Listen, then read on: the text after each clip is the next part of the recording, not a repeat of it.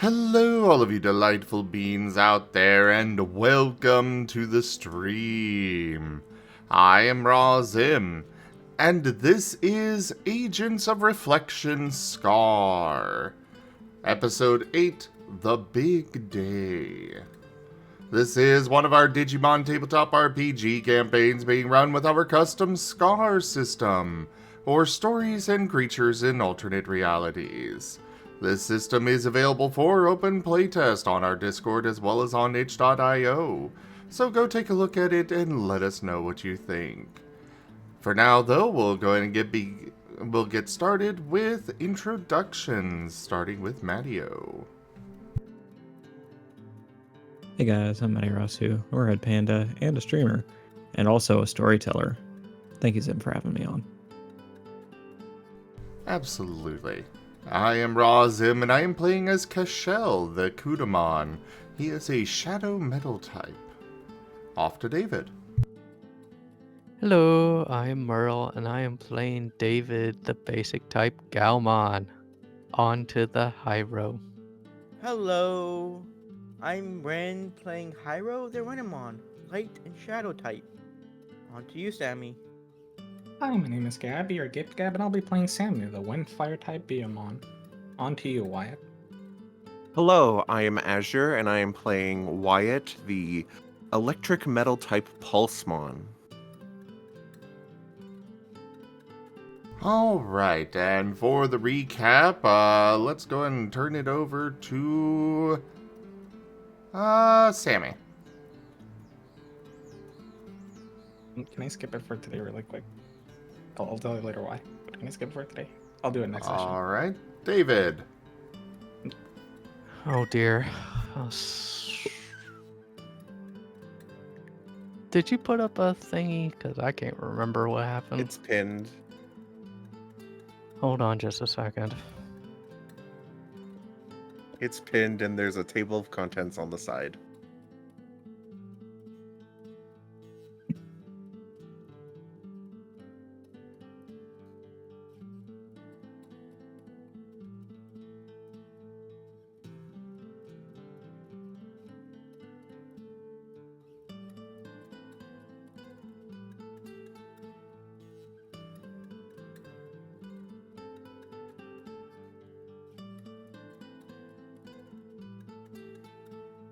I finally looked behind me and realized that Rex does not know the definition of half. The dankest dungeon.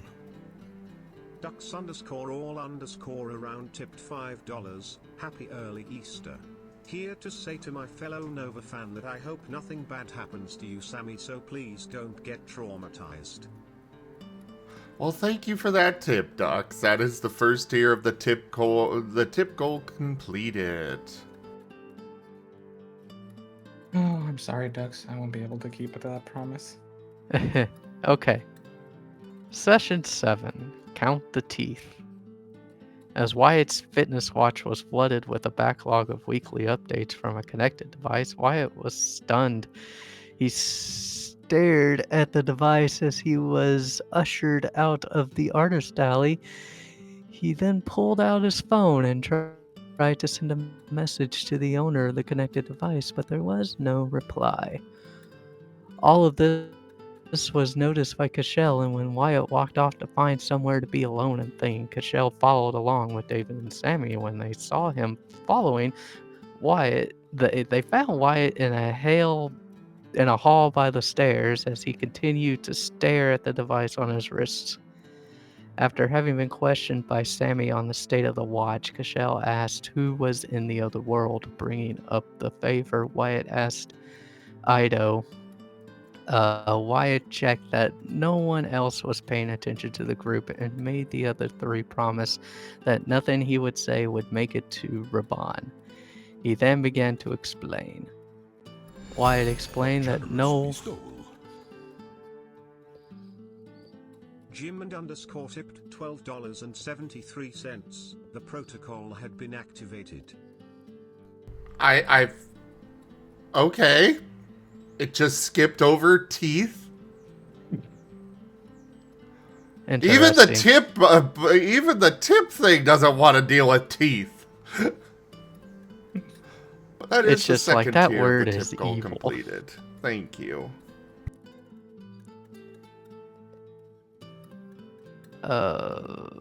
Wyatt explained that the one he asked Ido to search for was Edgar, his younger brother. About 8 months before Wyatt started working at Maripol, Edgar had been pulled through a rift into the other world. That was the reason Wyatt joined Maripol, because it gave him the best chance at saving his brother. He also explained that he hadn't heard anything from his brother until they were leaving the artist alley, when he got 8 months of backlog notifications all at once. Wyatt also confessed about his talk with Cronin in the infirmary about how the other world is dangerous and potentially inhospitable to human life.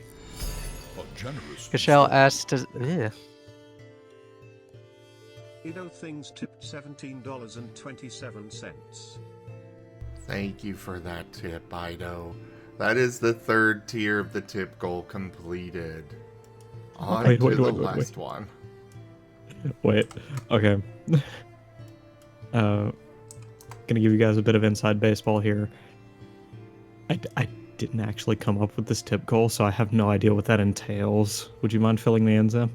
Oh, In sure. case it does get reached. So this will be a device that Cashel develops to make it so that a Digimon could stay in the real world forever. Oh, okay.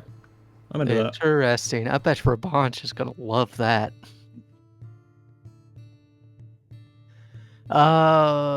Cashel asked to see the watch, and looking at the backlog, it showed that Edgar had been taking an extraordinary amount of steps each day, but that number had been diminishing over time. But the most recent log was from that day, which meant that Edgar, or whoever had his watch, was alive. The group began discussing ideas about how to communicate and retrieve Edgar, but they didn't have enough to work with. Wyatt expressed his fears and anxiety over the state of Edgar, and Cashel assured him that he had a ray of hope and that he shouldn't let his pessimism diminish that. After further confirming and discussion, the group headed to the elevator, having to protect Sammy with their bodies to get him to get on. Unfortunately, the party were unable to stop Sammy's elevator haunting. As time seemed to stop, the voice spoke to Sammy once again, taunting him as the elevator seemed to be dropping. Sammy was plunged into darkness and in fear. Pulled out his multi-tool to defend himself. Moving around, he found buttons. Sammy pressed the buttons and found himself in a vertical glass tube. Suddenly, the creature that Sammy saw on his previous elevator haunting slammed into the glass. As it turned out, Sammy was being made to participate in a game show, or rather an interrogation disguised as a game show. The Digimon, a Piedmon, asked Sammy many questions about Maripol. Sammy, terrified for his life, answered to the best of his ability. Though most of Sammy's answers weren't entirely correct, the Piedmon was not dissatisfied with them as long as Sammy thought they were correct. During a commercial break by Rencoin, Sammy asked the Piedmon how they knew so much about him, his team, and Maripol. The Piedmon responded that he had been watching Sammy for a while and wished to be able to take on a human in much the same way the agents could take on Digimon forms. He fed off fear, and being able to walk among humans unimpeded would make that easier. He also threatened that if Sammy spoke a word of this to anyone, he'd have them all subject to much less fair version of this game. Sammy's final question, the entire stage went dark and a monitor appeared before Sammy, displaying Australia, Valen, and Inuk with a single question: who dies? At first, Sammy refused to answer, not wanting to be responsible for the death of the people who had been kind to him and his team. A Digimon Sammy didn't recognize appeared before him in the darkness. She assured Sammy that the demon was gone and that she would keep him and the people on the screen safe. But Sammy had to choose or he wouldn't be able to move on due to Estrella and Enoch having been directly kind to him. Sammy felt like his only possible choice was Valen and chose him. The Digimon explained that she was with Cronin's group, that they and she were watching, that they don't view Sammy's team as their enemies, and that they believe that Sammy's team could uncover the truth. She had Sammy promise to do his best and to not blindly believe everything Raban said. All at once, the lights in the studio came back on, and the Piedmon congratulated Sammy on a correct answer, air quotes, and sent him back. Sammy was suddenly back in the elevator, and the others only saw him pull out the multi-tool faster than the human eye could follow. Cashel dismissed all the weirdness in Sammy's explanations until the agents returned to their room, where he explained that he didn't want to reveal what they knew to anyone who might have been listening. After unplugging, turning off, and debatterying all electronic devices in the room and having Estrella take the Betel Gamamon to the bathroom, where she continued to torture him, Cashel had Sammy continue. Despite the Piedmon's threats, Sammy recounted everything that had happened to him to his team. Cashel decided that the agent's downtime was over and that they needed to extract. No longer trusting elevators, the team and the captive went to the roof via the stairs and waited for Crane. On the helicopter ride back, Crane, like last time, had snacks ready. Wyatt, having felt awful about how Estrella had tortured the Betel Gamamon, tried to sneakily give their captive a snack as well. Cashel noticed, but only nodded to Wyatt approvingly. The Betel Gamamon was distrustful at first, but as they realized that this was the first act of actual kindness they had received in this world, they accepted a little bit at a time. Cashel even passed a snack back to give to the captive. Sammy asked Estrella about the Piedmon, learning it was called a Piedmon and that it was a very powerful Digimon that even Estrella would struggle to deal with alone. As the agents slept another night on the helicopter, David, who wasn't sleeping, and Wyatt, who was having trouble sleeping, noticed Estrella moved to the co-pilot's seat to have a talk with Crane. Listening in, they hear that there was an unofficial social gathering in the barracks, and Estrella wanted to invite the team. They also gathered that Crane had a disdain for Raban, while Estrella had a lukewarm opinion in favor of Raban. David and Wyatt also noticed that the Betel Gamamon wasn't sleeping, staring vacantly towards Estrella. His treatment having done a number on him mentally, David went to the cockpit to ask Estrella to give the captive permission to sleep. She told the Betel Gamamon that he was under Wyatt and David's team's custody and that she wouldn't do anything to them so long as he behaved. As she returned to the cockpit, the Betel Gamamon looked at Wyatt and David as if asking for permission to sleep, which the two gladly gave. Upon arrival at Merl HQ, Estrella woke up the agents and nearly gave the Betel Gamamon a rude awakening before being stopped by Wyatt and David. Before the agents can leave the helicopter, a certain Platypuppymon races inside, pounced on Cashel, somehow opening his duffel bag, and activated the unused rift opening device inside it. In a flash, Platypuppy is sucked into a small rift, which disappeared immediately after. Cashel inspected the device and found a display that read P. Puppymon. Cashel decided to deal with that later, and the agents exited the helicopter, captive in tow, drawing the attention and trepidation of the armed guards. Now on to Session 8, the big day. All right.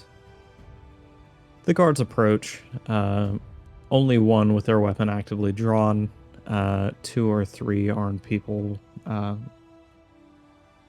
at either side of you begin to close in, not actively encircling you yet, but making their intentions of containment very clear. The head, who does have their weapon drawn at this point, speaks up. Welcome back, recruits. And I see you've brought a friend.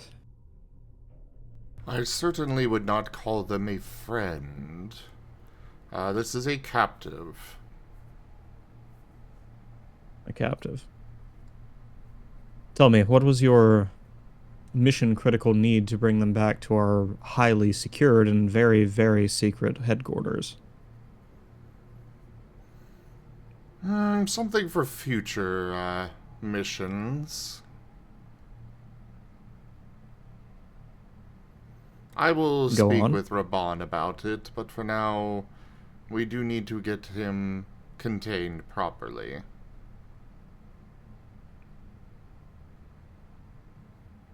He looks at Estrella, then back at you.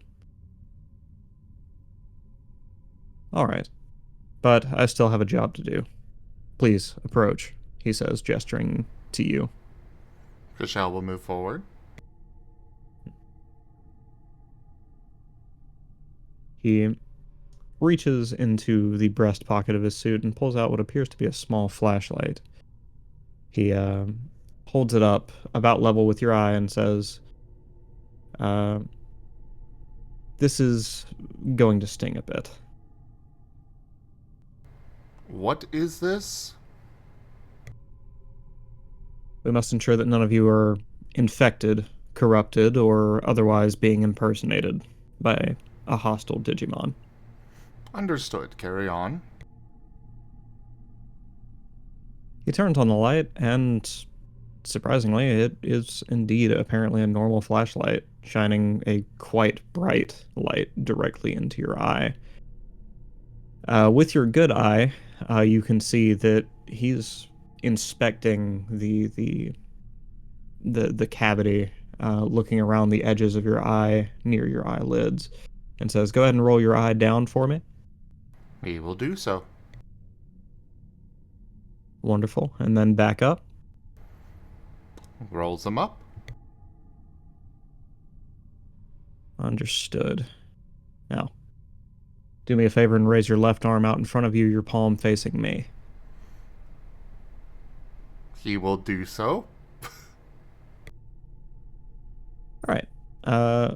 Now, for the storyteller's sake, can you describe what shirt or upper clothing he's wearing? You're wearing, I mean. Kashel would probably be, Geez, didn't think about that. Probably just a simple t-shirt. Nothing, fancy about it. Probably black color. All right.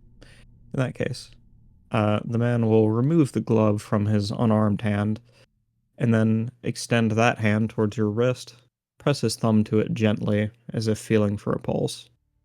After a while, he seems satisfied with his findings and says, "All right, you're clear. Please step behind me." Kashel will do so.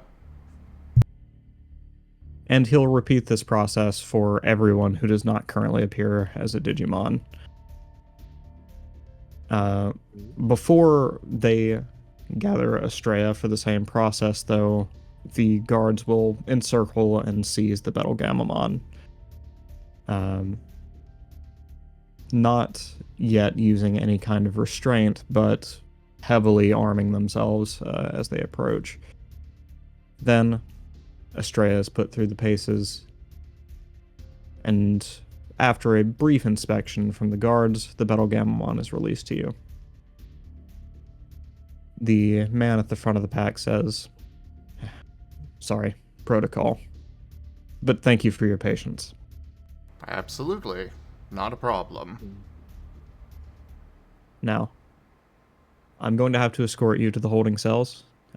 You will not need to stay there, so don't worry, you're not being arrested.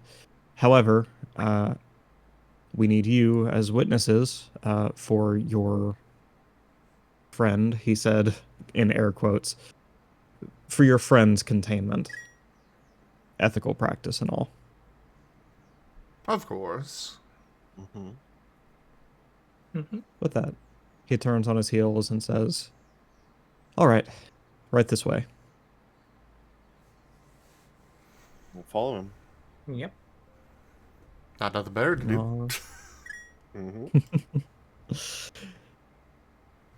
He leads you back into the ever-familiar top floor of the headquarters, and then swipes his badge at the elevator. Uh-oh. Oh, no. Yep. We unfortunately should avoid the elevator due to something that we encountered in the field. The guard's ears perk up, and he turns his head to look at you. He says, "What did you encounter?" One of our agents here, Sammy there, was abducted from an elevator. And they did encounter this Digimon here in the HQ as well, though we did not realize that before. We were going to speak with Raban as soon as possible about that. He takes in a deep but very quick breath and exhales slowly, a hiss rolling over his tongue and through his teeth, before he says, "Understood. The experience that your friend is having is what we like to call a haunting. It means that for whatever reason, an otherworld entity has taken an interest in you and is able to follow you through specific parts of the real world. Unfortunately, this makes your friend a security risk. I'll need to contact my supervisor to determine how we'll handle this. Please stand by." I could just avoid elevators. Well, don't you just feel special now, Sammy? In that case, may I go ahead and proceed to Raban to give the report? It is rather urgent. Understood. You may go. The rest of you, unfortunately, are in my custody at this time. Yep. Okay. Please Okay. ensure that the captive is treated well. Mm-hmm. I do need them in the best condition for my plans. And I guess Cashel, since he's not being haunted, he'll just take the elevator.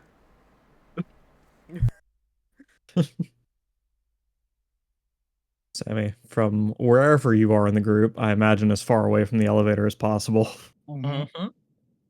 you swear you can see a faint red glow at the back wall of the elevator, mimicking the Piedmon's eyes before the doors shut. Wah, wah. He just, how David was kicking rocks. He's like had like a little rock and he just kind of kicks it in place. Sammy's like kind of like doing that now, but with the ground, he's just like, he's not gonna say anything. Wait, No one Sammy else saw stole that, right? David's rock? You stole my rock? How dare. It's Sammy's turn with the rock, David. Fine. No one else saw the eyes, though, right? That's right. Mm-hmm. Just see Sammy look at the elevator, get like about A it. 1,000-yard stare with the elevator. Pretty much. Just, As the elevator descends, Cashel will note no malfunction, nor any weird behavior in the elevator, and soon you're on your floor, all the way at the bottom of the headquarters in the 3rd terrace. Cashel will make a speedy exit towards Raban's office. All right. Due to lockdown protocol, there are several armed guards even on this terrace now. A few of them standing at the elevator, but of course these people recognize you at this point and they let you through without issue. He is going to ask, do you have a means of checking on Castiel?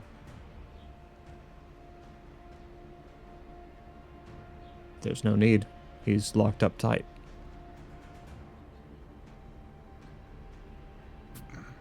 Very well. He definitely seems hesitant about that, but we'll just nod and move to Raban. No. Cashel is picking his battles. Exactly. You know, I just realized, yeah, there is a way for the Piedmon to get to Castillo. He's got the radio. Oh no. It's over. So, as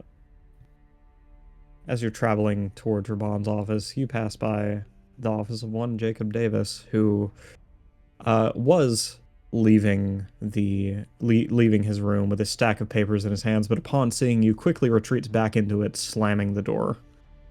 The noise draws eyes around the office. And then you arrive unbothered at Raban's door. He will knock on it. Alright. There's a bit of a pause before the door opens, and Miss Raban stands on the other side. Oh, welcome back, Mr. Cashel. How did your mission go? It went well, though we did run into a complication. We need to check on Castiel. A complication? How do you mean?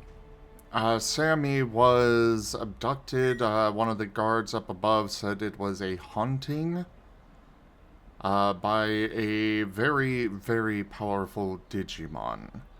And a threat was made against Castiel.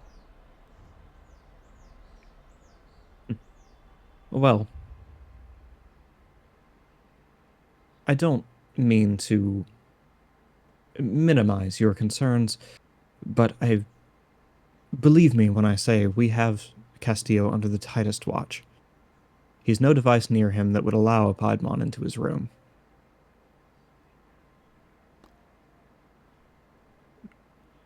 Would a radio be able to let him in? Her eyes widen a bit. A radio. Yeah.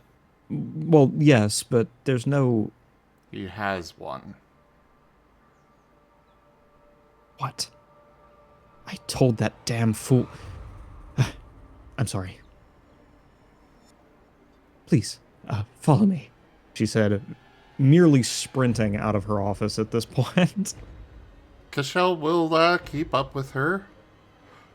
He really does not like the idea of taking the guy's only form of entertainment, but... Saving his life is more important.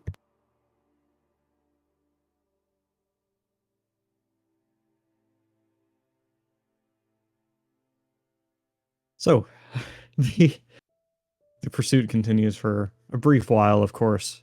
Raban cannot outrun you in heels. When she arrives at the vault, she is shouting to the people standing watch, saying, "We need to open the vault right now. I don't have time to explain." The guardsmen begin to protest. Cashel, if Trying he to explain- sees them protesting, now! Roll intimidation. Sorry, headphone users. Oh, And go are you ahead and really take a sorry? go ahead and take a difficulty decrease on that one, because that got me. I forget what you call it in Scar, but Yeah, that's exactly it. you know what I mean. What do you think Cashel's doing? All the rest of us up at the top floor just unaware any of this is currently going down. I just hope I don't get in trouble. Poor Sammy. He's like the kid waiting for dad to get home. It's like, am I in trouble? A miss! Not enough ale. I will body boost the... I will body boost that.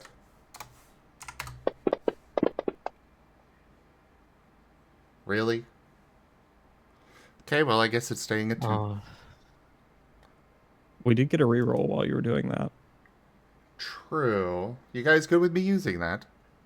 Go Go ahead. ahead. Go ahead. Okay. There. I didn't think the radio thing would come into play so soon. That's better. Oh my god. More like this. Oh my There we go. This is Baby, so a much triple. better. The guards a at the triple. door. The guards at the door react as though they themselves have just seen the Piedmon you're concerned about, as one of them turns and slams his fist on the keypad. Inexplicably, this serves to open the vault. The faint hiss of air emanating from the vault punctuates the end of the airlock. And as the door swings open, Cashel, you get a whiff of a most familiar scent. A faintly acrid scent. Cashel is immediately taking his Digiform. May not be as powerful as Piedmon, but at least it's better than human. And no one else is over there, right? I mean, there's That's a whole right. bunch of highly trained guards. But none of us. Well, no, none of you. And the Piedmon teleports us there for the new game show.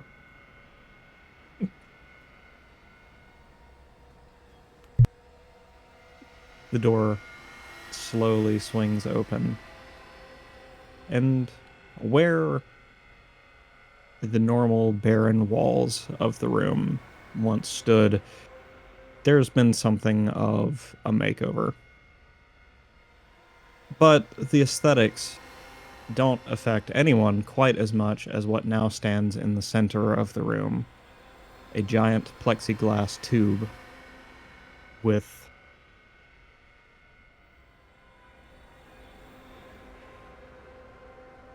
there's no more eloquent way to say it. It's filled with blood and viscera, overflowing over the sides. No. Raban immediately falls to a knee and vomits while the guards immediately rush the room, weapons drawn and covering their corners. We're too late. I'm trying to picture in my head of what's going on. It's the Well, tube where- from the game show. Oh. The dude from the game show, but it truly became a saw trap. Yeah. It's real this time. Yep, this is yep, Piedmon is definitely Kafka. How's Cashel responding to all this? He's going to storm the room as well, looking for the Piedmon. Business for duty first, and then morning later. He knows that Alright. lesson. As you get into the room, you note the presence of no Piedmon, as well the guards haven't. However, the radio, which you last noted as being hidden under the bed, is now propped up against the side of the tube on its side. Its antenna far extended, pointing in the direction of the bed. Cashel's going to inspect the bed. All right. In the bed, you find a very, very colorful page rolled up and stuffed inside the space between the mattress and the frame. Unfurling it, you can read Rencoin.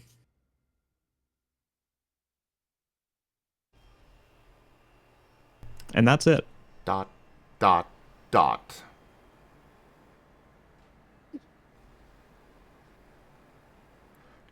Well, apparently he has been watching us for a while.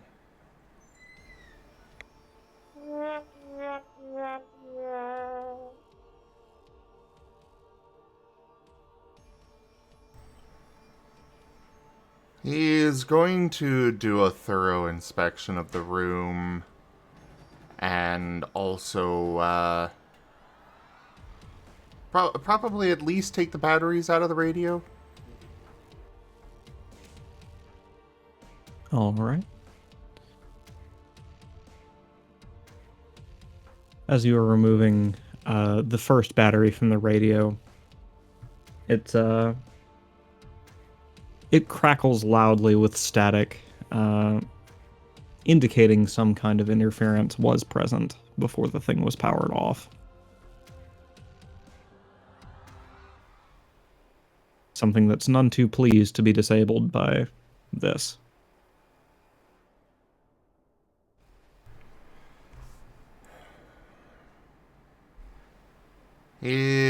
Next, he is going to...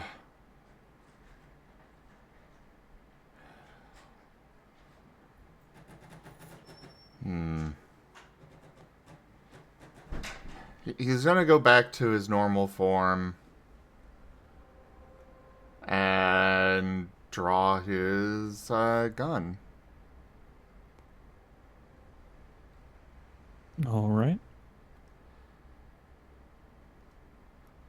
He's gonna look around, he's holding it towards the side of the tube. You know, not the middle, but planning to break it with that. And then kind of looks to the other soldiers before doing so. Before firing. So the soldiers will, savvy with firearms as they are, circle around to your side of the tube to avoid the risk of crossfire. And once the tube is shattered, the large piston-like structure that was pushing down through the top of the tube falls onto its side, revealing the exaggerated Piedmon face, the whirling blade teeth, and what remains of Valen Castillo.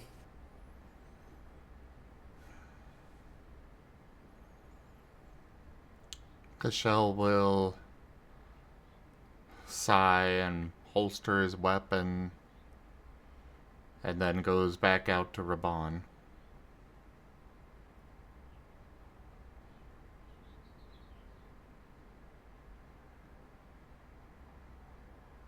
Raban, still heaving,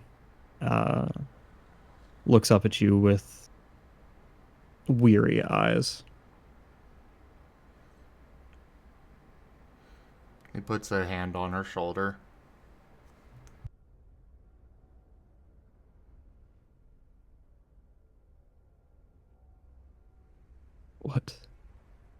What are we to do, Cashel?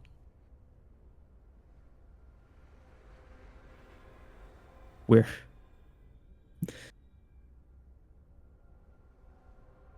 all is lost. We're going to run out of agents. We're going to... Oh, God damn it. We will not run out of agents. We will simply develop better technology to fight them. Do you understand what an undertaking that would be? We would have to get so many governments involved. Public consciousness will catch wind of the other world and everything, and then everything just stops. Her horrified expression, her angry eyebrows, her nearly lunging at you in this moment, all pause to a perfect still frame. And then from behind you, you hear a gentle voice. I was afraid something like this might happen. I'm glad I got to Sammy when I did. Cashel immediately has his gun out and is turned around. You see a face which is not familiar to you, but maybe to someone else in your party. A blue-skinned, white-haired, pointed-eared woman carrying a harp walks daintily around the edge of the tube, careful not to disrupt the glass or the mess it left behind. Her eyes wander from the aftermath up towards you. Where are my manners? It's nice to meet you. I am Lucia. Are you with the Piedmon? No. Anything but. Did your friend neglect to tell you about me? Sammy? Out of character, I forget if Sammy actually did tell us about her or not. I feel like she Sammy didn't. did. Or he didn't. Sammy did. Sammy Okay. told us everything. Yeah. Okay. Remember we unplugged everything, every electronics, so we can talk about it. Yeah, Sammy said just relayed For some- everything. Okay. Wasn't sure. Sammy did mention you. And that you were going to protect him. And he's just going to gesture at the, There's no eloquent way to put this either. The mess.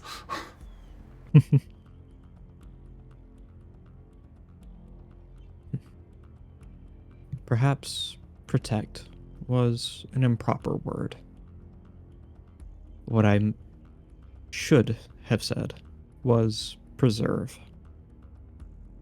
She begins to strum at the strings of her lute gently, playing soft, dulcet tones, very staccato, as she observes the space, taking in every detail with a very keen precision. She slowly turns in place, doing a slow, almost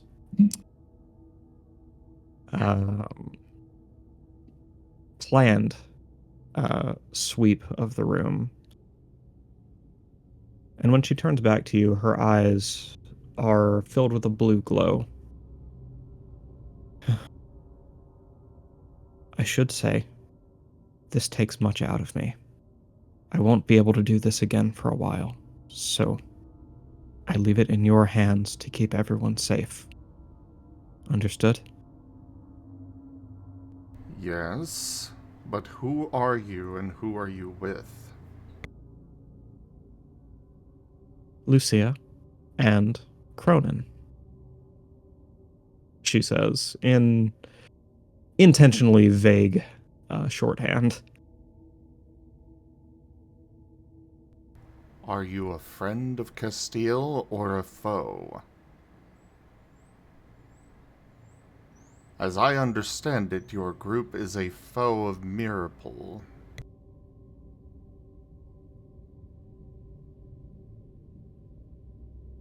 And I believe there's been a misunderstanding. She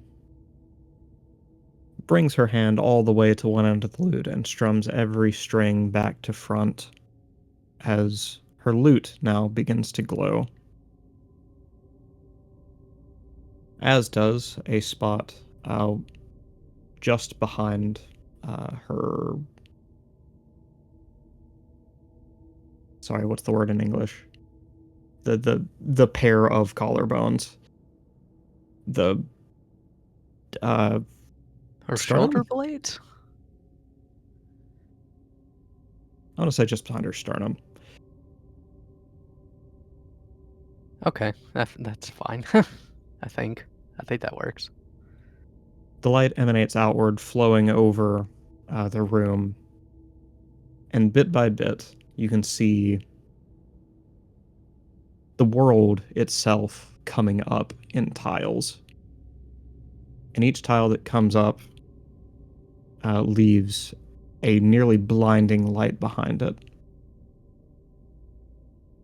And once the room is fully dissolved, the entire world seemingly displaced from around you. She opens her eyes and says,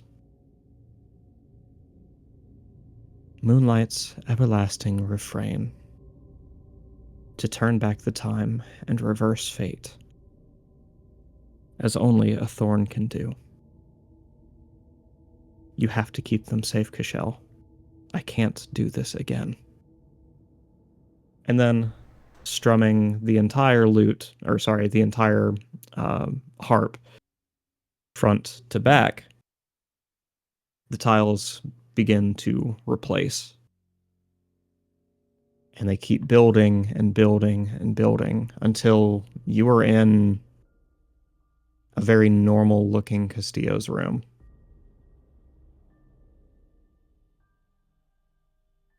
And everything looks different, but conspicuous in his absence is Castillo himself, until the bed begins to form. And when it does, on the bed lies Valen Castillo. All time is still... Whoops. Jim and underscore tipped $15, the harp of core stabilization. Thank you for that tip, Game. That is the tip goal fully completed. Thank you all so much for that support.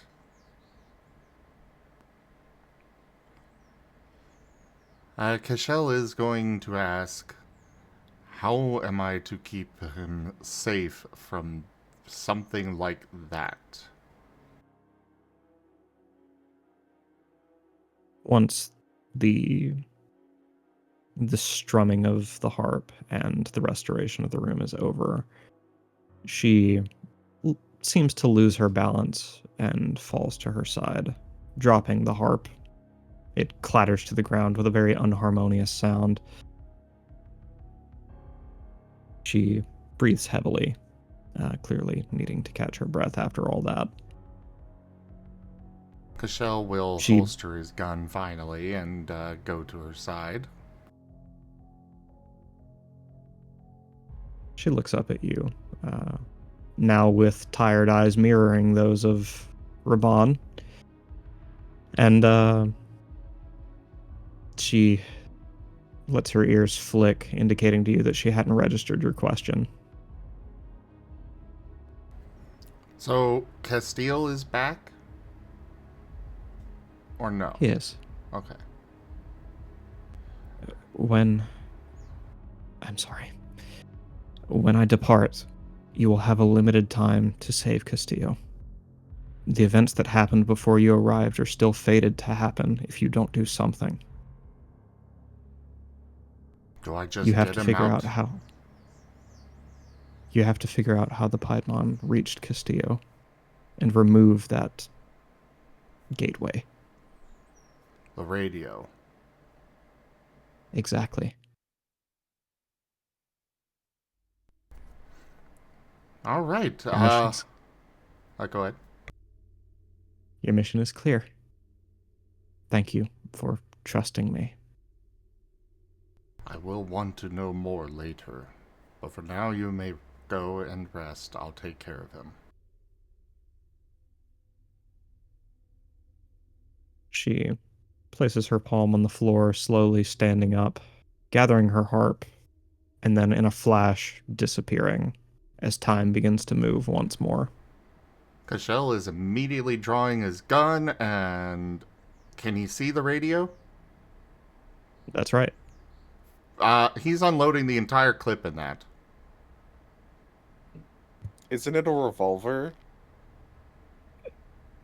I don't This know, was my but question. either...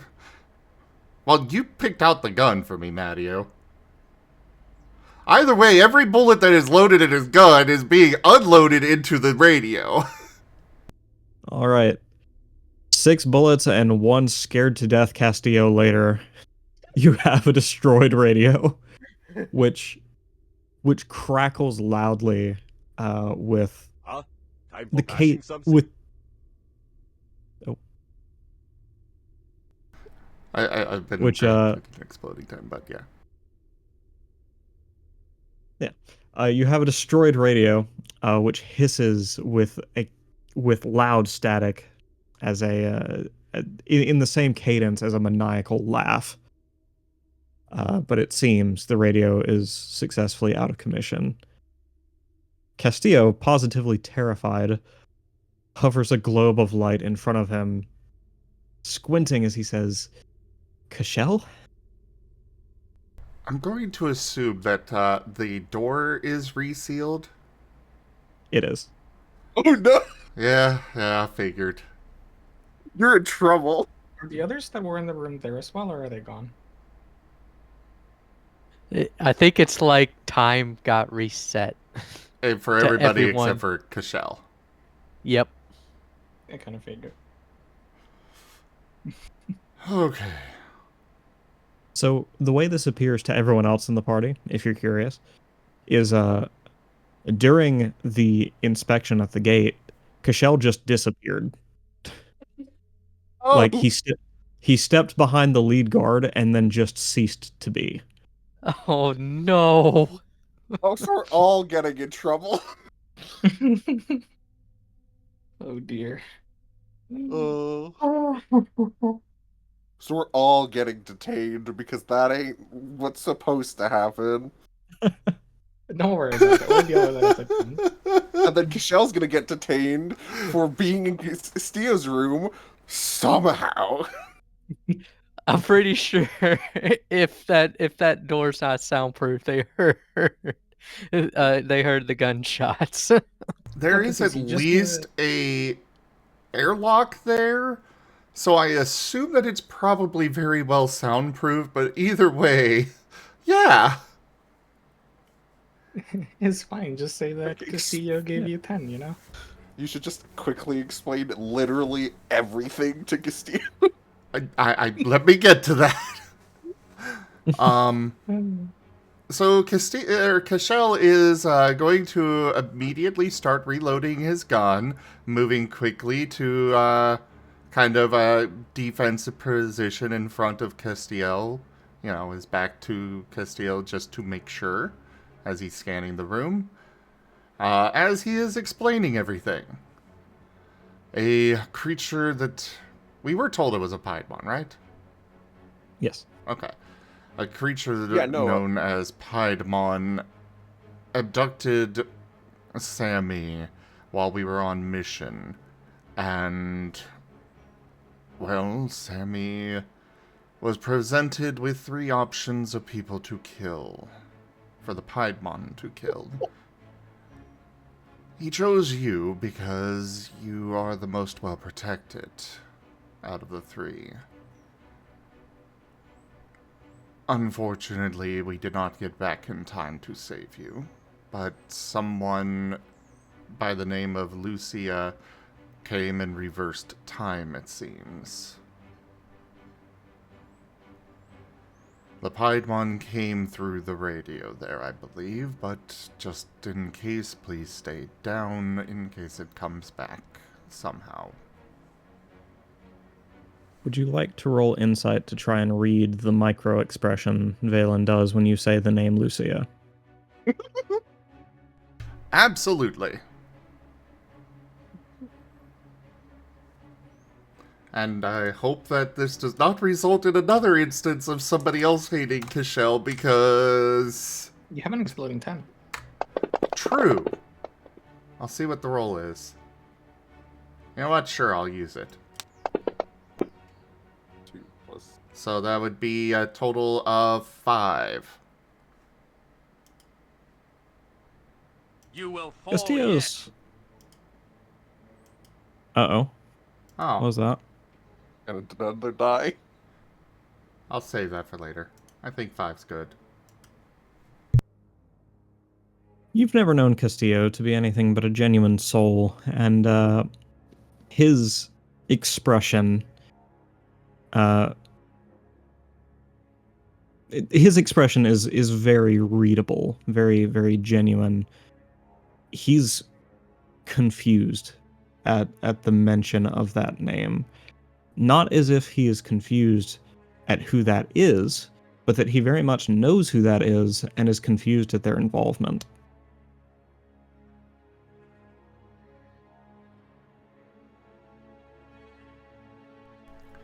Nevertheless, he kind of plays it off, raising a hand to his ear and saying, "And you had to destroy the radio with a firearm in a closed safe."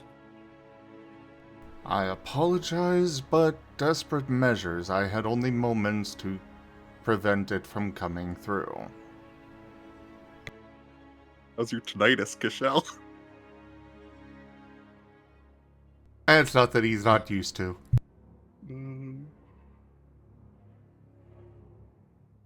Well, I must thank you. I've certainly not tested the limits of my hearing in centuries. Please, don't make me do it again. I will do my best. Hopefully this is not a situation that is repeated at any point.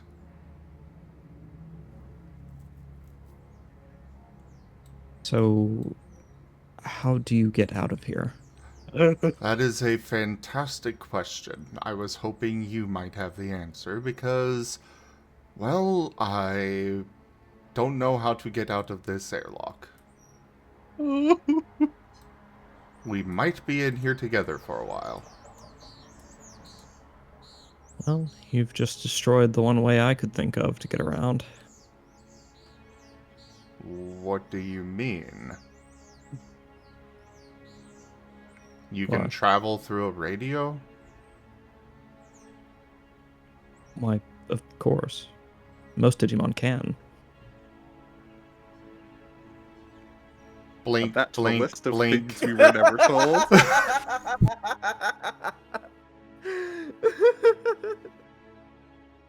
So, when we are Digimon, we can just travel through electronic devices? Theoretically, but I wouldn't recommend it. You are still made up of very biotic and, material parts. Digimon merely exist as code, but given form. All this to say, if you attempt to jump around through electronics, I think you'll come out quite changed on the other side. I'm going to assume that what makes me human would not remain. Correct. And I don't want to think about what that would look like, so can we please change the subject? You Absolutely. just tempted Hyro. Hyro is not there! Like I said, if only Hyro was there. His ears would perk up so hard. Even if you didn't read. Okay. He'd be like, "Say no more." He'll jump Ye- right in. Yep. Well, At the top floor... Sorry, go ahead. if we're lucky, my team will at least know where I was headed. Smash cut to total Us being- panic. Us being Yeah. arrested or detained. Oh no, he's expecting competence. At the top floor of the Yes. compound, everyone in the party has been handcuffed, and there are alarms blaring as guards swarm the upper floor of headquarters, searching madly for Kishel. And it's about this time one of them will press what is the equivalent of the red alert oh shit button, and the same sirens will now be heard just outside of the vault.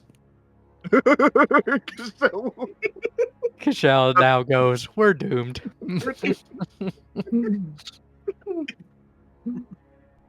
Kishel is not expecting competence from his team. Kishel is hoping and praying for competence.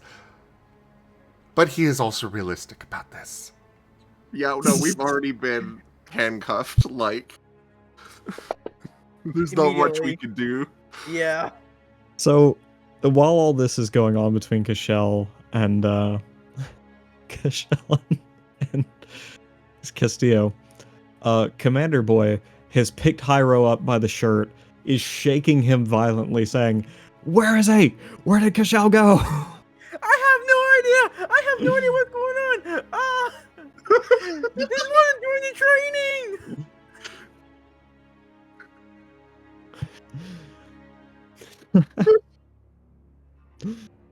I am so picking You up son the of a bitch! phasing You're the heat. imposter, aren't you? Slap. Ow! No, I'm not. Ow!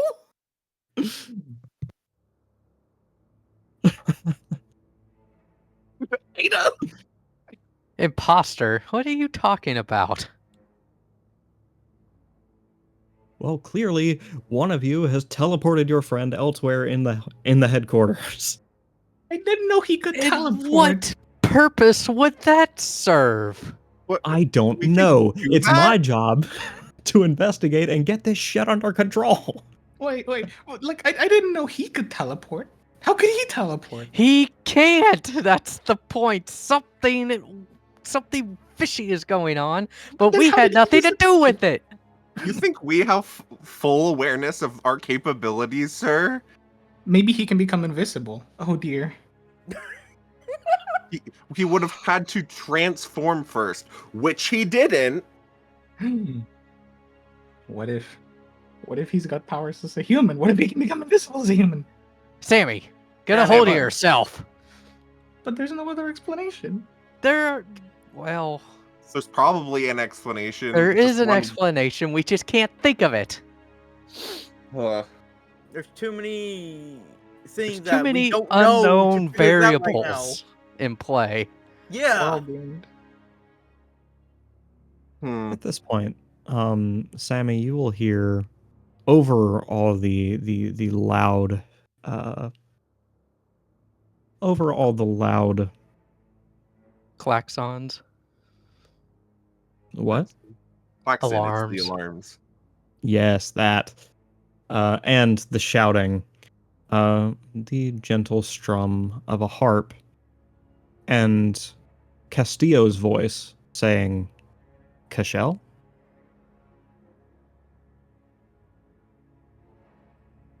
Wait. I think I know where he is. Oh, thank you, storyteller. Where? Where? So there's two possibilities. Either Cashel is now in heaven, along with Castillo. Oh my god!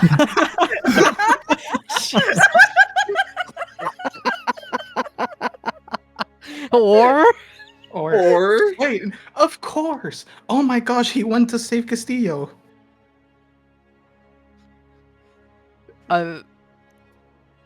David will run up to the commander that is shaking Hyro and be like, "We need to get to Castillo's chamber now." Why? So you can fuck that up too? No. He's there. If anything, we might be preventing a disaster. He's You gonna walk. are gonna, you are gonna stay put. Yep. Guards, ensure that they stay in place. I am going to check the veracity of their claims. Mm-hmm. This is Am I acceptable. still being shaken? You're just Uh, imagine him. Grabs Hyro and carries him along, shaking him along the entire way. No, I just imagine him dropping Hyro like a bag of bricks.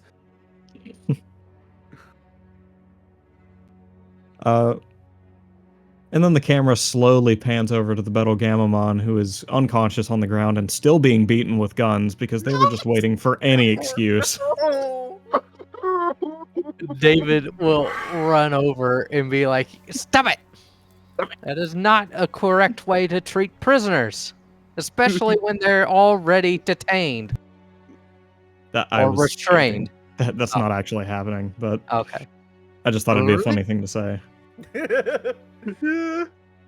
But yeah, the guards will surround you, weapons drawn, while the commander sprints towards the elevator and Handcuffed against, just like lined up, sitting against the wall.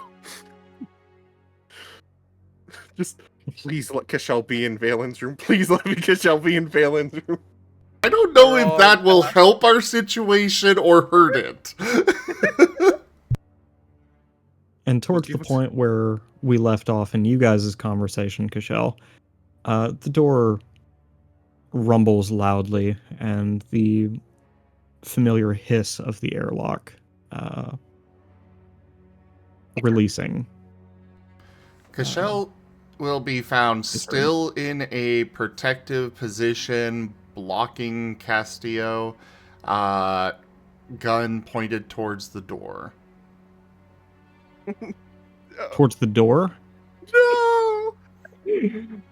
I mean, that is a standard military thing. Even if you don't know that it's friendlies coming in, you're still going to be... You wait to shoot until you verify who's actually there, but, yes. We've gone from a wholesome moment to Kashel about to being full of holes. Well, let's just hope Mirapole knows that SOP. I'm just explaining to Matteo, so, you know...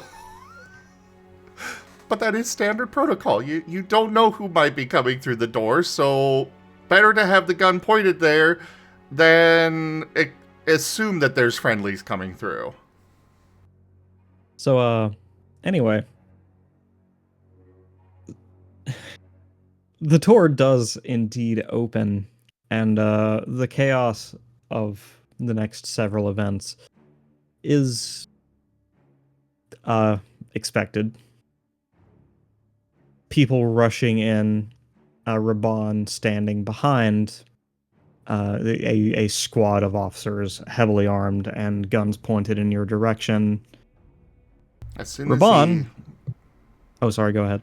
As soon as he sees they are friendlies, he will be lowering the gun, slowly crouching to the ground and putting it, on the ground.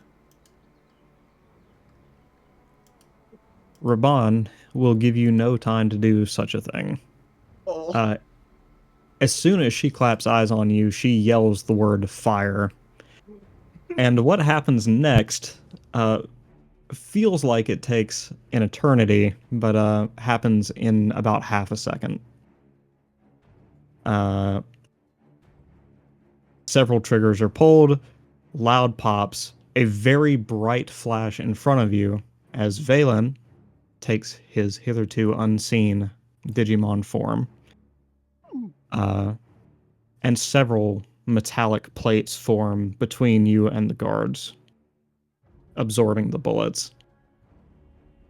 After the gunfire stops, via hasty command from Raban, Castillo changes back. Whew. Kashel, are you alright? Yes.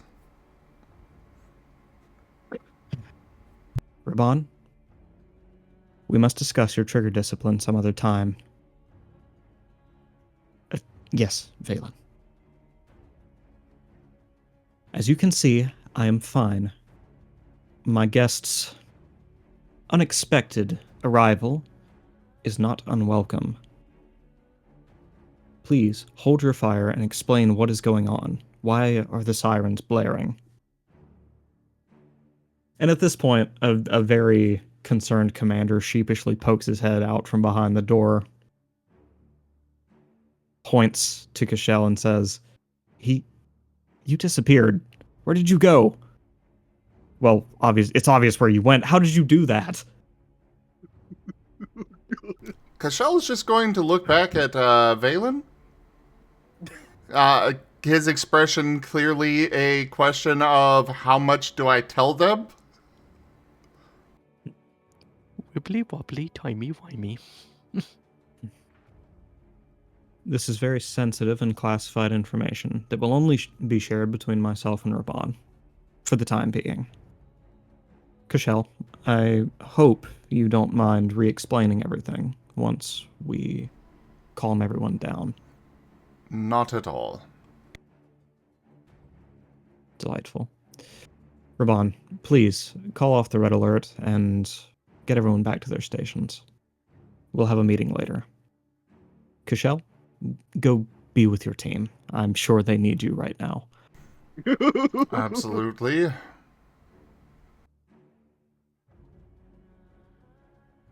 Cashel will, I mean, after the shield, he still had put his gun on the floor, but he will recollect it and holster it. Making sure that the radio is in fact dead again, but, you know, just looking at it before leaving to go back up. As the doors of the elevator open, you can hear Raban, apparently having noticed the radio, yelling at Castillo for keeping a security risk in his room. And, very sheepish replies from Castillo, yes ma'am, no ma'am, that sort of thing, before the doors close behind you. Poor Vela.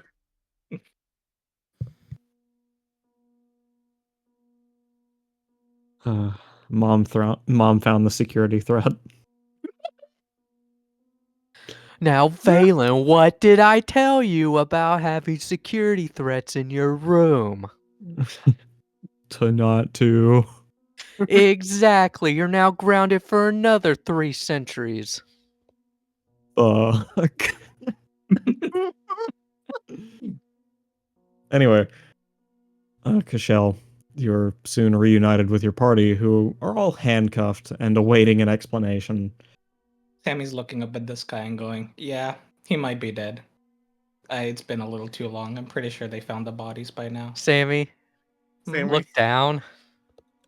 I don't think that's where Cashel went. I don't think he was that mean. He's right there. Yeah, that's why I'm looking up. No. Sammy. We're handcuffed. I can't even physically turn Sammy's head. What he's gonna turn to David and be like, "What do you mean?" Oh, Right there. Thank goodness. Boss, Will can you get us out of this predicament, please? He's boss now. Sorry, that was out of character. Would you unhandcuff my team, please? Yeah, it's beginning to itch. I really want to scratch my nose and I can't. The Battle Gamamon, trying to be helpful, slaps you across the nose with his tail. Oh. That helped a little. Can you get the other side? No.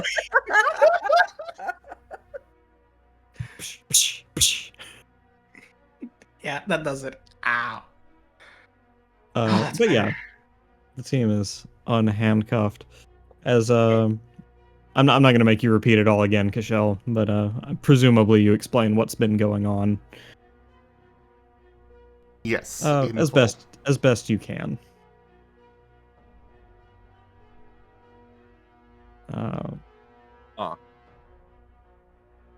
So that's what that thing would have done to me. Needless to say, Sorry, go ahead. You would have been red pace. Needless to say, tensions are a little high right now, but you guys are finally released, all but the Battle Gamamon, who still needs to be processed. Yeah. At this point, though, you can all be witness to... Well, you're still a security risk, Sammy, so... Gonna have to figure that out, but... Yep. Actually, no, because canonically, we got put back to a point in time before he was exposed as a security risk. So if you guys don't want to say that bit again, you don't have to. No, actually, it was right after, because the way you described it was right before Cashel got on the elevator to go down. No, it was before we got... Just after Cashel got processed, but before the others did. At the hangar. We are currently there, like after you got first scanned for being sus, and then the rest of us hadn't. Oh, okay. Yeah. Yeah. Also same Gyro. I thought it was when we went to the elevator and after Cashel was like, "Can I at least, while you're figuring out stuff with him being haunted, can I go to check on Castillo?"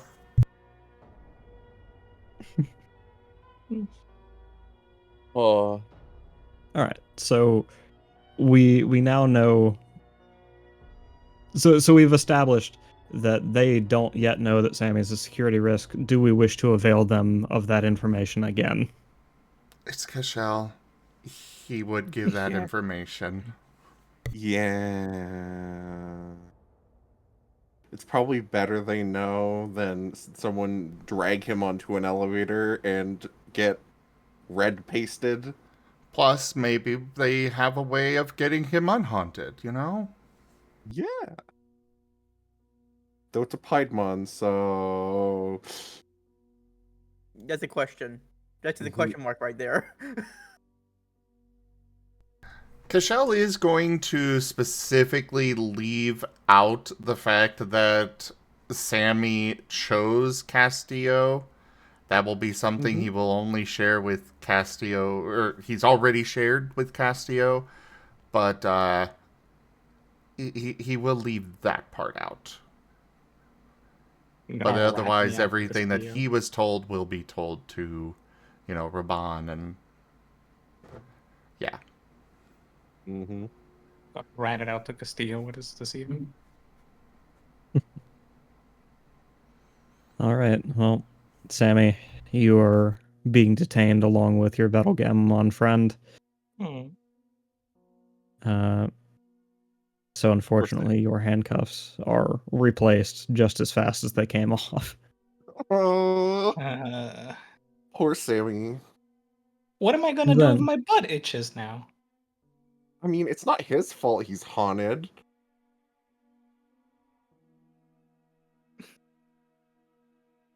Anyway, at this point, the guards are very much just trying to get things moving and back to normal as fast as possible.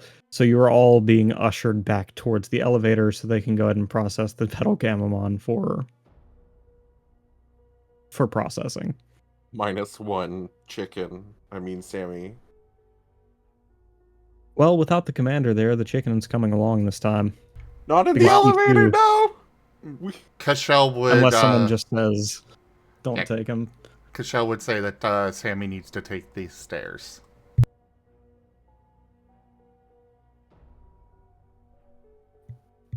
One of the guards looks at you quizzically and then gestures.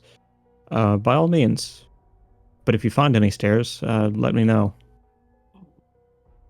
Wait, there's no stairs.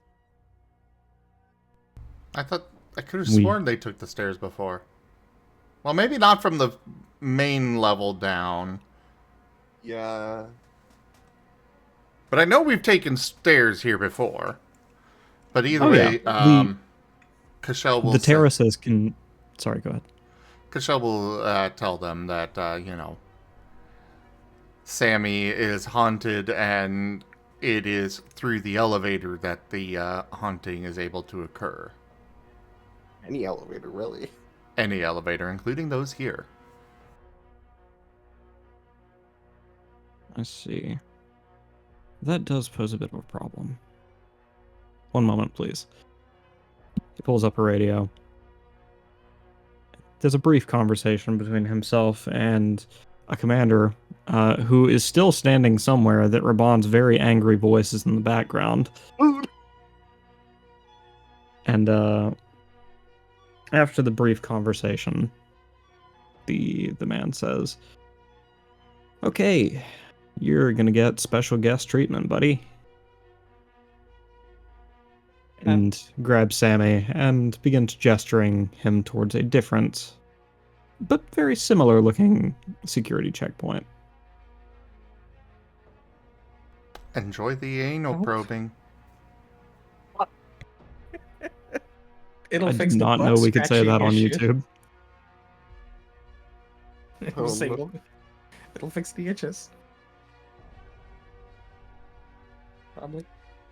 Meanwhile, the rest of you are released to go where you will. Well, sans the Battlegamon who's going to be processed. Yeah.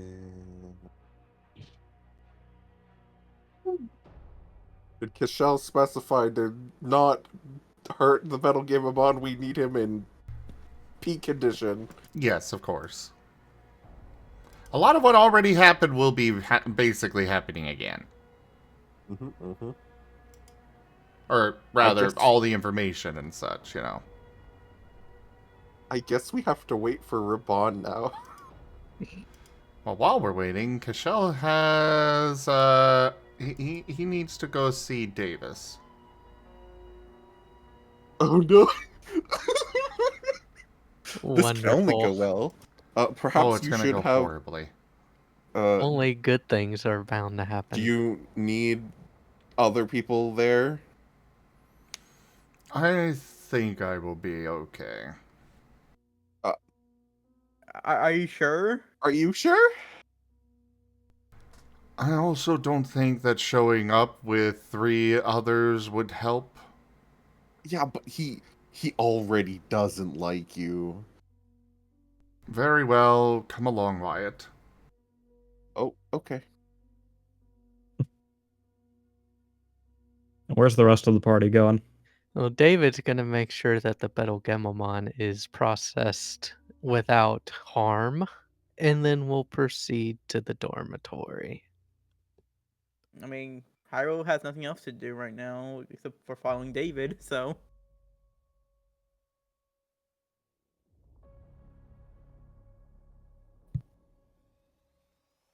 All right. And now, a question for the party. Which would you rather resolve first? Sammy's quote-unquote special guest treatment. Yes. Yes, absolutely. Okay, I was just all right. going to say anybody except for Kishel, because let's get some other spotlights going around. Yes, yes, please. All right. Sammy, you, at this point, have been stripped of all equipment you had on you. One sec. We have fan art. Oh, no. Okay. Let me open up the stream right quick. There, I'll feed through Discord. Oh, it's going to be posted. Never mind. Yeah. I'll feed the stream through Discord, and thanks, Ido. I want to see.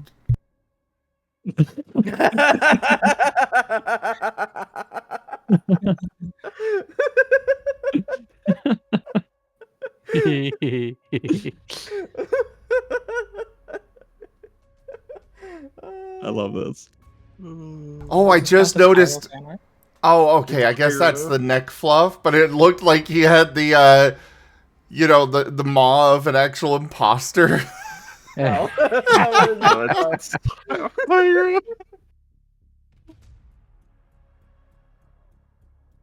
Magical. If this ever gets posted somewhere, just make sure to tag it Hyro, please. Why? True Hyro fan art. We've discovered his real form. Well, it is Hyro. Can this count as an armor evolution? No. I approve. No! No! I do not approve. I do not approve. Oh. It is his opposite day, so you do approve. Ah! Oh, the Adwa screamed to the counter.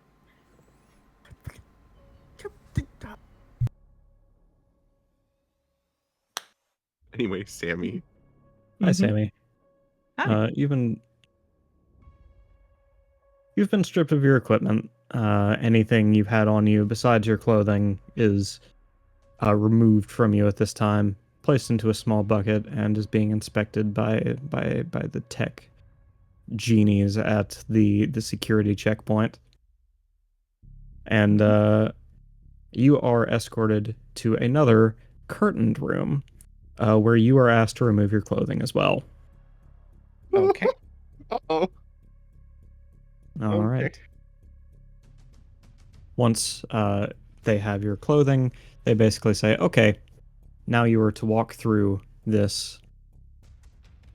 We're going to open a panel, and Through this panel is going to be a door. We need you to step in this door and sit down in the chair in the middle of that room and do not move. If you move, you might die. Wow! Okay. A saw trap, huh? So just gonna do that. A little unnerved. It's not the first death trap he's been in, at least. Not now. So they're making them sit in this empty room, stark naked. That's correct. Wow. Ooh. Yeah, what's the worst that could happen? Yeah, it's Sammy. Well, It's not goodbye, like it's an Sammy. elevator. No, Sammy's When gonna be you're- fine with this. When you arrive in the room, there's a double wide leather couch. No, when you arrive in the room, there's a simple iron folding chair. Old. Oh, it's probably gonna be cold, but fine. I'm gonna sit on the chair. And then stay still. As you sit down, a speaker above you hums to life, explaining the nature of this examination. Something about infrared waves and electromagnetic particles. The gist of it is, what they are scanning for is any sign that you have a device on you at this time which may be host to the haunting itself. They are noting that Digimon can be transferred through any number of connected devices through use of the internet, physical connection, or otherwise. They also ask you if you have some digital medical device, such as a pacemaker. What is your response? Nope, should be all good. All right. And at that point, the voice says, "Okay, brace yourself against the chair and sit still. Very, very still." Gonna not just sit, he's gonna like just grip the chair and just be like, okay. And he's gonna stop breathing. He's gonna pass out. The lights go out, and you hear a very brief hum, and then the lights come back on. Your examination is complete. Please proceed to the next room. Find your clothing in a basket on your left and your equipment in a basket on your right. Okay, good. Let's go. We're gonna go and do that. A little unnerved still.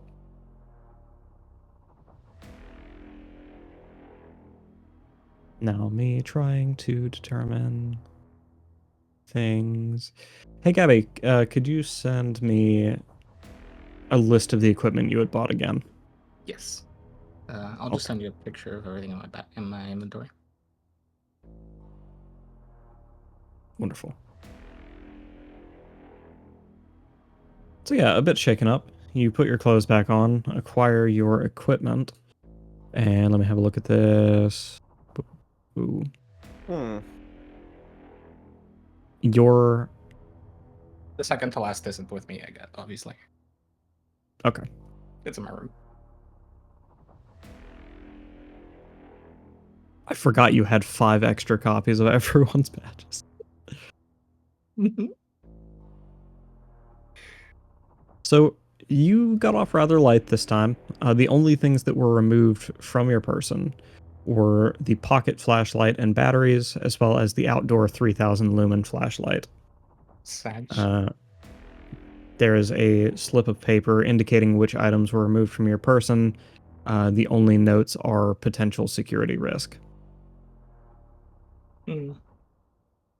But when you arrive on through the very next door, your security escort informs you that they have no reason to believe you are carrying anything on you at this time which should pose a security risk, and that you should be freed from the effects of the haunt for the time being. If the effects return, to notify security at once. But like, just so this means like it could follow me through any electronic device, right? Or That's that correct. it was like attached to one specifically.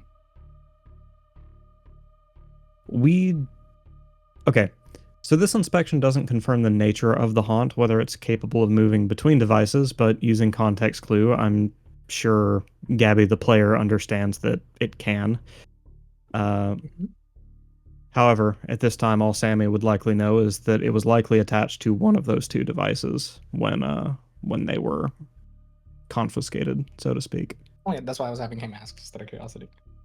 Oh, he asked. I'm Yeah, sorry. he I asked. thought you, the player, were asking the storyteller. All good. Sorry. So what was the question again? But yeah, like, does that mean like he was attached to like one of them, or can he like follow me through any device that I get, or? Given the nature of our readings, and it's best to say that what we have is a cross section of your. Okay. I don't usually thank for follows, but thank you for the follow, Crossgeeks. Sorry, I still don't have your everything memorized yet, so I didn't know what that was. Sorry. He basically says, we've got a cross section of the situation, and we were able to locate where the haunt was occurring at that time. Specifically, it was in your very powerful flashlight. However, the fluidity of movement between digital devices makes it such that we can't assume anything you might have had on you was safe. As such, we had to confiscate any device which was a potential threat. Maybe I should buy a new phone as well, just in case. This might be a good idea. Your Digivice should be secure. We've never had a haunt move to and or through a Digivice, so just follow protocol. If you see any signs of the haunt happening again, please let someone know. Before or after panicking? Before, preferably. Okay, got it. Okay, thank you. And with that, you're released on Seriously? your merry way. How did Sammy get into this place? Must just be place? really smart or something. Mirror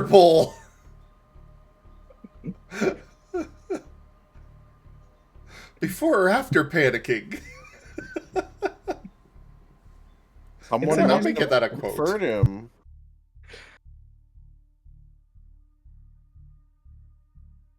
On Okay. to... Sorry, go ahead. Yeah, I was gonna ask, just in case, do I get released to anyone in particular, or do I still have to take an elevator? I hate to inform you, you still will need to take an elevator. We don't have stairs down to the terraces. I mean, just put it to the test. The ultimate test. What's the worst that could happen, right? God dang You it, Sammy! had to Say say that! that. You should not say that, We're not Sammy! there. We can't say that to Sammy. Ah. Hold on, what did Sammy say? I missed that. What's the worst that could happen? Way to go, Gabby. Sammy, the trudge into the elevator is a solemn one. Lots of traumatic happenings in this place. As you step in and the elevator begins to descend, you're horrified at the sound of elevator music. And absolutely shocked out of your skin at the sound of first floor. And then a little boop sounds through the elevator's speakers as the doors slide open. Gonna, like, dive straight at the ground outside of the elevator. Oh, thank goodness. There's a tip goal update. Oh, yeah, I was just going to post it in chat, but, yeah, still in a desperate spot with, Rex losing his job to cover rent, so was just updating the tip goal and back to the rent assistance one. Sorry. If I'd have guessed what that was, I probably wouldn't have drawn attention to it. I apologize. Actually, since we're here now, please do support and show some love for Zim and Rex. They could use every bit of your help. Of course, don't set yourself on fire to keep them warm, but you know, they need aid. Anyways, that's all. Now on to David and Hyro, yes? Sure. Yep. David, Hyro, Battlegamamon. You're all descending towards the holding cells on the second terrace. Elevator lets out a little tone, and the doors slide open. To your left are the agents' quarters. Sorry. You're good. You're good. To the left of the agent's quarters, and to the right are the holding cells. Stepping through to the holding cells, there's a very familiar-looking Garamon at the front desk. Oh, wonderful. Here we go again. A gleaming endowment. Renasal 59 tip $25.45. Thank you for that tip, Ren. It is very much appreciated. You're welcome, Master. I also like how now that the underscore's gone, the TTS pronounces it Renasal now.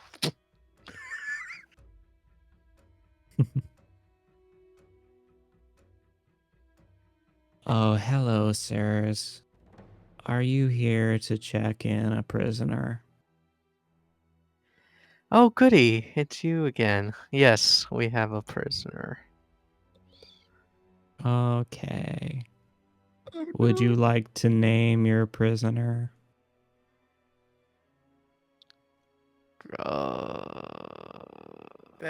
David's gonna look at the guard. Be like, give him a what sort of gesture? The guard's going to step forward and say, would you look at that? It's 9:15. It's almost time for your break. Oh, a break? Okay. I will be with you in a moment, sir. She hops off the chair and saunters back to the break room. The guard circles the desk and says, let's just get him checked in. I'm Okay. assuming the Garamon goes on break quite frequently here.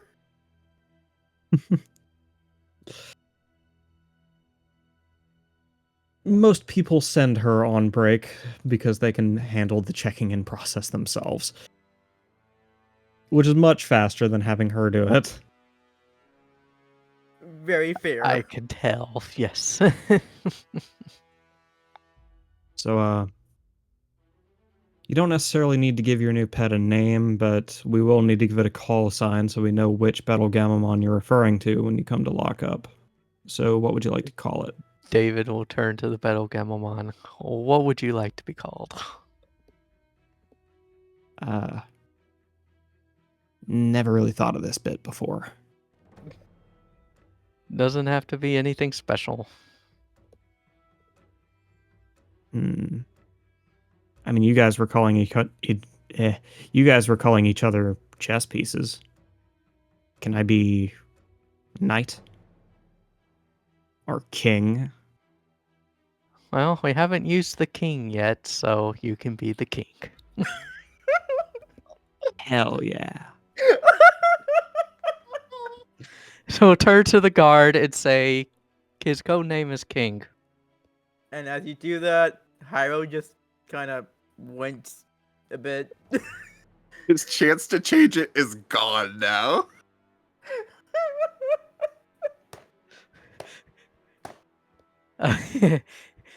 Hyro, we've been over this about 100,000 times. I'm not going to explain it to you again.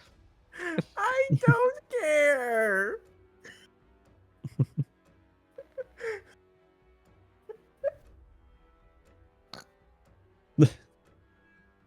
The man will begin checking in and say, okay, now I just need the code names of everyone who you wish to have visitation for this particular prisoner. Not Estrella, please. No, he will then proceed to give the code names of everyone on the team.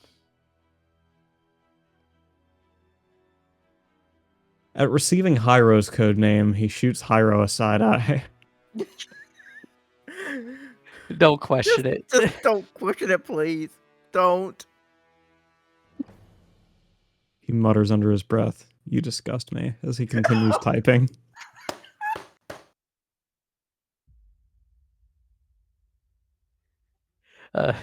David will subconsciously be like, yes, finally somebody's getting ridiculed for something that's beyond their control.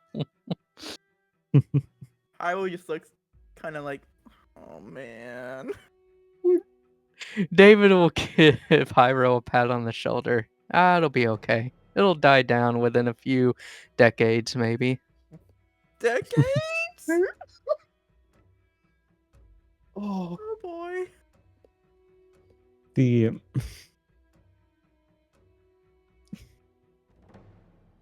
man will reach up under the desk and produce something that looks like a cattle prod. Okay, time for processing. Go ahead and have your prisoner turn around, if you will. Go ahead and turn around. The Gamamon looks at the prod and is like, hey now, what are you going to do with that? David gonna was process just you. fixing to ask that. It's like, you're not going to brand him, are you? No, we merely need to destabilize his form so that we can secure the Digicore. Right. Yes, we don't need you opening a rift in the middle of your cell. It's painless, right? Oh no, it hurts quite a lot. Of course. All right, of course it does. Well, so rude. sorry. Sorry. The Gamamon begins backing up to the wall, trying to put space between himself and the prod. Look, the sooner it starts, the sooner it'll be over, okay? We'll be with you the entire time. No, you're not going to touch me with that thing, he says, conjuring balls of flame to either of his hands. Oh no. Battle Gabumon. David's going to take his Galmon form and just put his glove over the flames that he conjured and give a wince. It's like, just do it quickly. Ow. The guard will put a hand on your right shoulder and worm his other arm around just past your side to jab the Petal Gamamon in the stomach with the destabilizer. You hear the cat-like yowling of the Petal Gamamon as he loses control of his body. It begins glitching out as he's no longer able to keep the attack up nor keep his body stable, and soon a Digicore falls to the ground. You know, he's not actually the most difficult customer we've had this morning. That worries me, to be I honest. take it this is a common occurrence. Well, no one wants to be destabilized. Is he okay? Okay is relative. He's going to remember how much that hurt for a very long time. No. Why? Why will he remember that for a very long time? Because he didn't die. Would you like me to arrange that? No. No. Good. He picks up the Digicore and sets it on the desk. He then grabs a separate device, which looks like a stamp, and presses it to the Digicore, attaching a small round chip to it. The chip begins blinking red, and the Digicore's... Sorry. I'll preface this by saying the Digicore up to this point has been glowing and then ceasing to glow as though it is breathing. Once the device is attached, the glow hovers to about its medium state and then stops moving in either direction. What did that do exactly? It ensures that his data can't change. Let's put it this way. If you were to be going through what he's going through right now, you know when you sleep, but you don't dream? And how you're not really aware that it's even happening? But the time passes really, really quickly. I know that feeling. That's what this is going to be like. When this chip is removed from him, he will return to his normal form, and it'll be as though no time has passed. At least for him. I see. He may be quite angry and thrashing because, well, you know. Mm-hmm.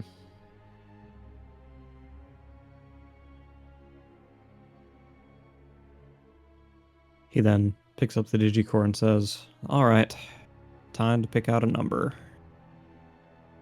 He heads to the back where there are cubbies with different info and code names on each of them, all containing a Digicore that looks similar to the one he's holding. Let's see, we got 406, 519, and 308. Which one do you want? 308 will be sufficient. I agree. All right.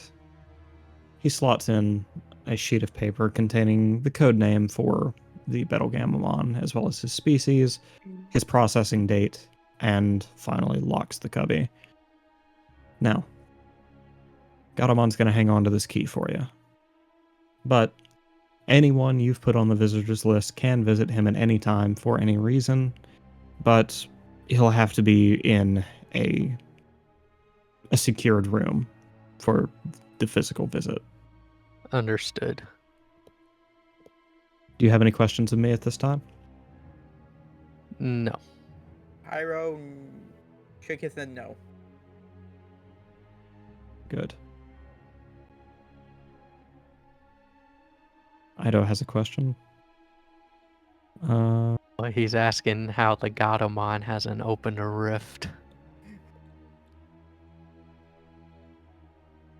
Would one of the players like to ask that question in character, so the storyteller can answer it? Oh, David will ask. Actually, something's been bothering me. That Gatomon seems to be in digital form for a while, but hasn't opened a rift himself. How is that possible? Okay, so you know that thing it was doing where the Digicore appeared to be breathing, yes? Yes. Under the right conditions, the Digicore can store energy. This is the dark part of that breathing.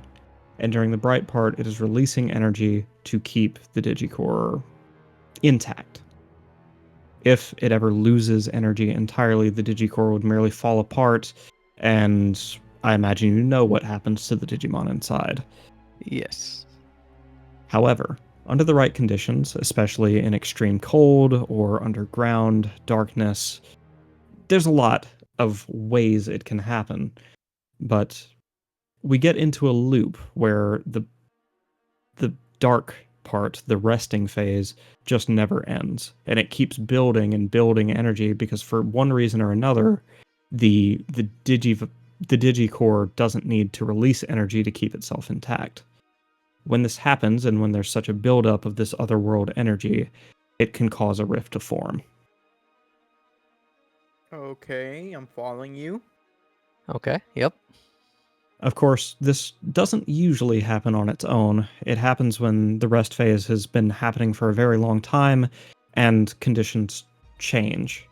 Say, one's trapped in a coal mine and some miner goes and disturbs it. That's when the rift will happen. I see. So basically, this Gatomon hasn't been hurt, or its breathing cycle hasn't been disrupted. Well, the Gatomon's a bit of a fringe case because it's a Digimon all the time. It never has to worry about resting or active phases because it's constantly projecting its form. It's the same reason you guys don't have to worry about opening a rift when you go to sleep in your Digimon forms. I mean, do that. other things, yes, but... I see. We're not supposed to go to sleep in our Digimon forms, though.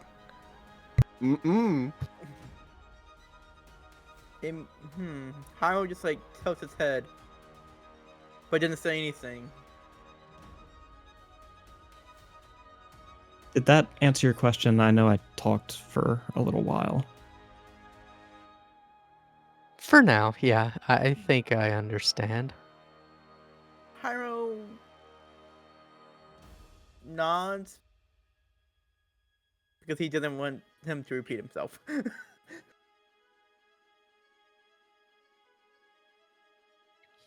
Well, if there's nothing else, we'll be on our way, and might be back later to speak to the prisoner. Yep. Very well. But might I make a suggestion? Yes. He pulls you to the side and says, your friend here, he has a code name that seems to suggest he has something of a relationship with the Betelgeumon. So I'm going to put in the notes here that we probably don't want to let him visit alone. That, it's a conflict of interest and ethical issues. And don't allow conjugal visits. Oh my god. see, that I was afraid your friend would consider doing something exactly like this. So, no. Okay. I will pass that along.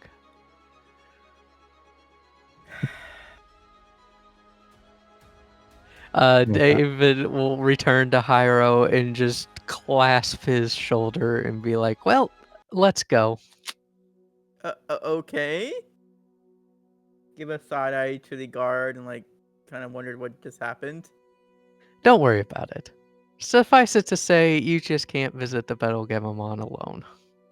Wait, why not? Don't worry about it. Hiro will just squint his eyes as they move along. Everything is fine. And finally, are we ready to visit Cashel and, God, who went with Cashel? Wyatt? Wyatt. Yep. Am I just that forgettable? No, No, your storyteller is bad with names. Poor Wyatt. It's the man bun. Well, no, the man bun's what people find attractive, apparently. Or at least it's what their eyes are drawn to immediately. I mean, unless you're a dog. Grrr. So anyways, Cashel, you wind up on the third terrace again with Wyatt in tow. Wyatt, actually, do you have anything you'd like to do while we're down here? Not really. Nothing I can think of off the top of my head other than following Cashel. All right, Cashel, I suppose you're leading the way. Yay!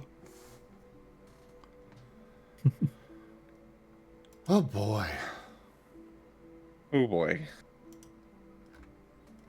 So, as if on a slight delay, the exact same scene of Jacob trying to leave his office, seeing you, and then running back inside occurs again. I told Kashel you. is going to sigh, go up and knock on the door.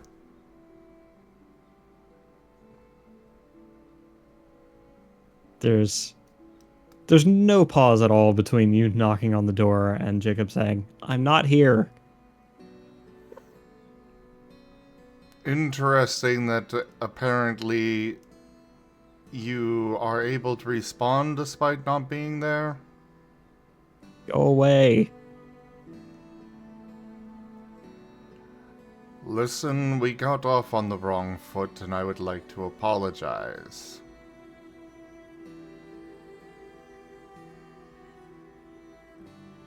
A small silence before the door unlatches. Does it open or does Kashel need to open it? Kashel will need to open it.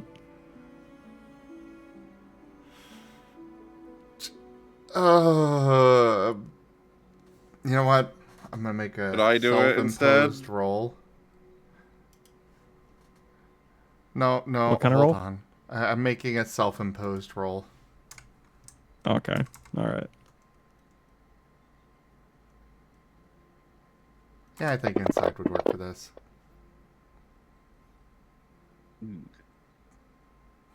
Okay, military training is going to win out. He's going to stand to the side, reach out with one hand, and, open it and push the door open. Wyatt, you're met with the sight of a very nervous-looking Jacob, just barely peering over his desk, both hands also visible on either side of his face. Was it really that bad? Kashel is going to peek through the doorway. You see the same. Just both of them peeking over the respective, surfaces. Yep. Hey, to be Like a dog fair, and a the cat. guy held a gun to Kashel last time, so...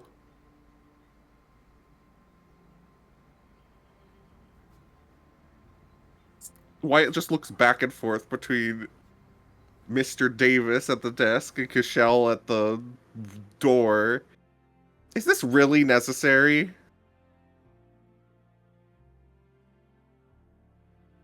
Considering he held a gun to us last time, yes. But And he seeing looks as he back is at- unarmed... Jacob. As if, the question also goes to him. What was the question? I'm sorry. Is this really necessary? He took my gun. Because you pointed it at him. I'm not here to play the blame game. I just want you to leave.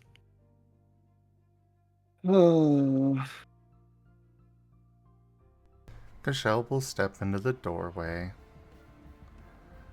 I simply wanted to apologize. We got off on that wrong foot last time.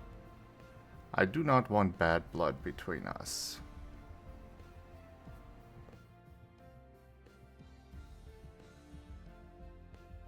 There is a lot going on here that we don't know enough about. And we're trying to figure things out to the best that we can.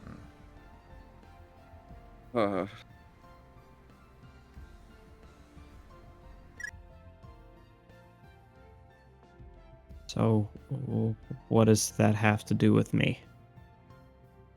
Are you still digging into Cronin's case? Not really? I have not done so yet. Good. Seriously, I think it's best if you just leave things as they are. consider him a prisoner of Mirrorpool and let Raban handle it. She knows best, you know. May I White come makes a in? face. Wyatt's probably like already stepped in. We know.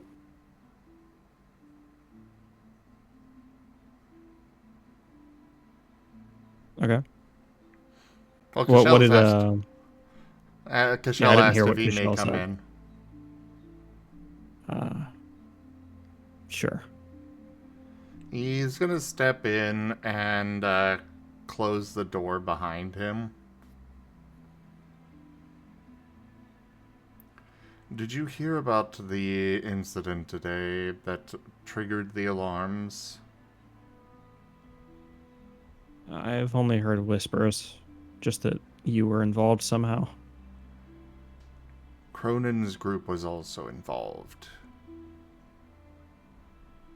What? How? What happened? Castillo was killed. Except Except a member of Cronin's group by the name of Lucia reversed time to allow me to save Castillo.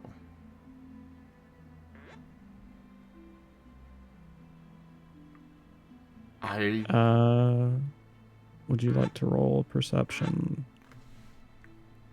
perception or insight? Yeah, I was about to ask that. Either. Either of those rolls will reveal different things. I will go with insight because I've got one more dot in that. I have one perception because it's the only one I have a dot in. Mind, empathic, perception.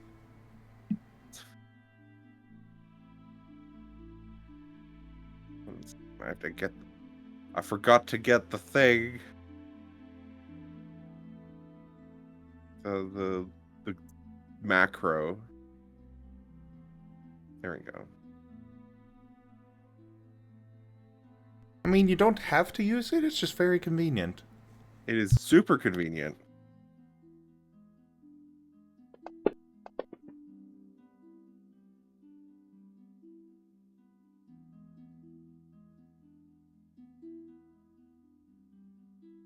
Do we have anything available to Wyatt? I mean, if you approve, I can give him my extra die. Sure.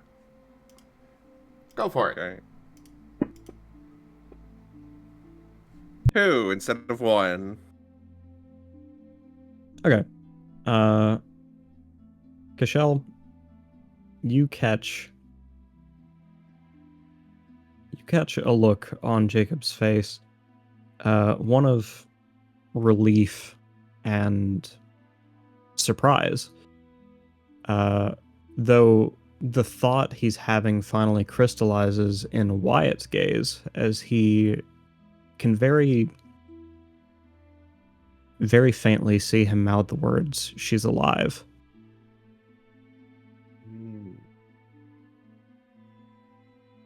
Jacob shakes his head and says, then... I'm sorry. Why are you telling me this? I do not want us to be at odds. But I'm certain you can understand why I may want to go and look into things. This group has crossed our paths 3 times now. Clearly, they do not seem to be enemies of at least Castillo. I don't know what's going on. None of us do. I would like to find out. And ideally find out before somebody else gets hurt. Roll persuasion.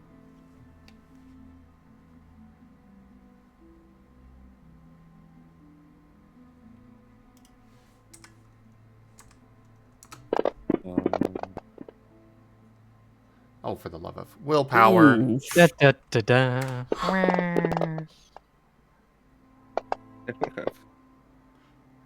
I cannot help you. Hyro's in the building, so you know.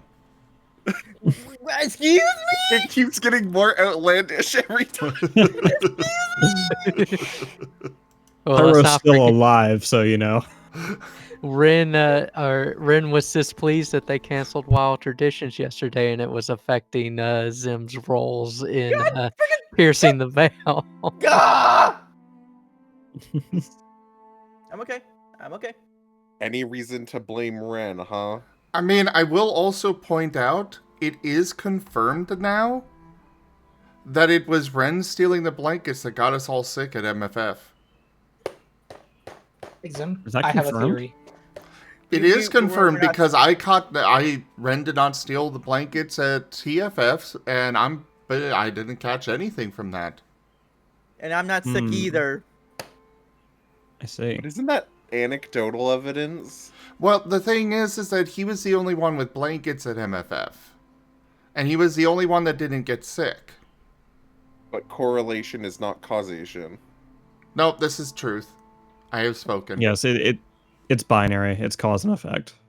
Isn't Truly. speaking of like outlandish claims, I think I understand now what happened. You see, when we turned back time, Ren's luck got reset, so all of the bad luck that he's been trying to throw away, it all just got reset immediately back to full bad luck that you're getting now.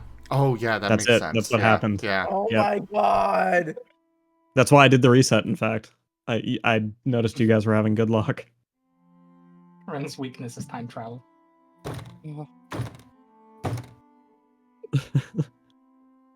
Okay. So damage to his desk. Jacob will look down and to the left before opening a cabinet. The same one he produced his gun from the first time. But instead of a gun, he hands you a file folder. A peace offering, then.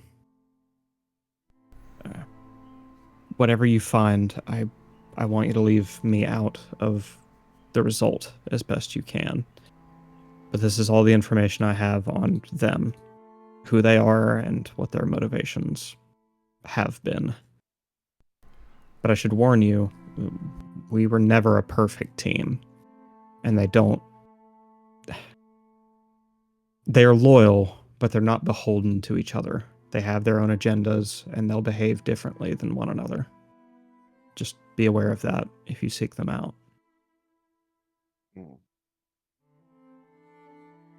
Understood.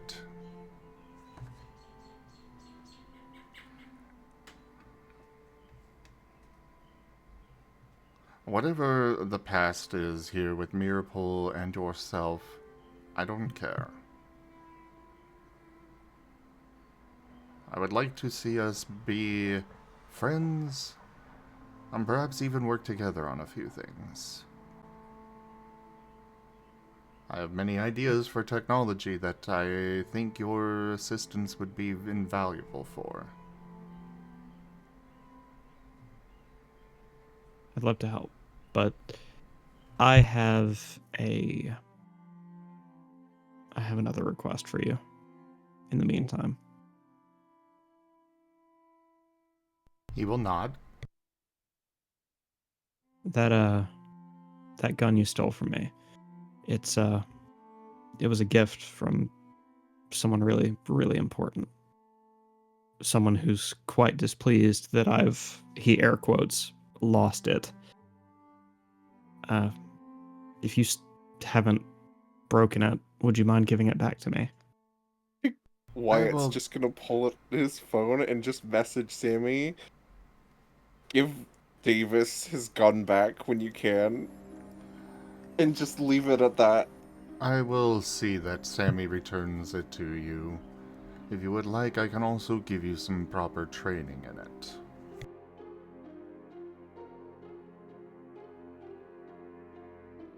I'm plenty trained. I'm just more of a civilian than you are. But thank you for the offer.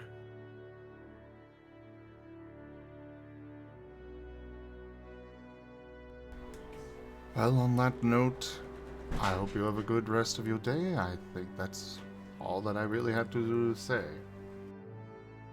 How long does it take to get from like the rooms to here? Not too long. Would I be able to be arriving by the time they're leaving? Yeah, sure. Perfect. Sorry, just is Sammy running through the halls with a gun? Yes. Probably with the safety off still. Wonderful. What? Oh, never mind, Kashel told him to put it on. Oh. We good. God, the only way it could be much worse is if you try to do a cool pose with it and just fucking misfired it into one of the rooms. No, please, no. Maddie, don't suggest things like that. Or if you're like, hey, I wonder if I can hit Raban's head from here. No, that one's fine. Wow. That one would get the Willy Wonka stop. No, come back. Yeah, a token effort. I don't know. After the events today, I'm not sure what to think of Raban anymore. Yeah. You Still don't like her, but at the same time, it's like, at least she's not, you know... Clearly, she does defer to him. But yeah, we also have to still need to give a report to Raban, Well, specifically. I think we just kind of hand-waved giving the report. Because it was like... Because Matteo was verifying what Kashel would say, and we just kind of hand-waved that to save time. Okay. Yeah. Fair enough. Ah, we have more fan art. Uh-oh. Is it Sammy with a gun? Because that would be incredibly fast. No, it's the better. queen. His, Oh his expression is so good.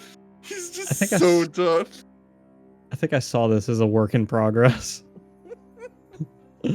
Oh, that's so Rin, cute. Love it. the queen is the most powerful piece in chess. You should be honored to have it. But now the king! Someone had the key! It's The king is Battleground! the weakest is the weakest yet most important, admittedly, piece in chess. It And can all I'm- only move one space in any direction. Correlate with me and Battleground! Thinking like we're dating or something! Ah! Don't worry about it. Enjoy your love life. Ah! It's funny how things work out like that. I don't find it funny! God damn it. Now I'm going to message Ido with a request. Thank you. Oh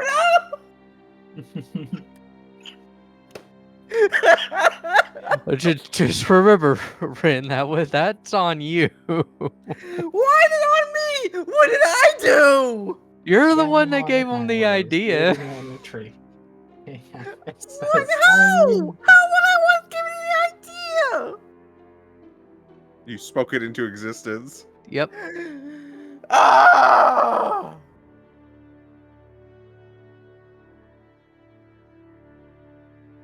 You know, Ren? I think you two would make a cute pair. One of you wants to go to the digital world, the other will prove a corrupting influence trying to drag you back to the digital world so he can escape with you. I did, Ido. I did. I really enjoyed it. Oh.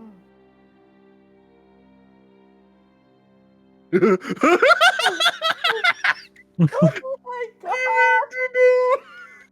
god! Coach is sentient.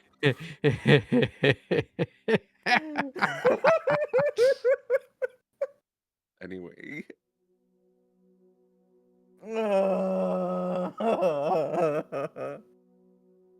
Is there anything else you need here, Kashel?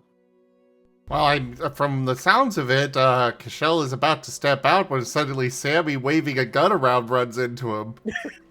Yes.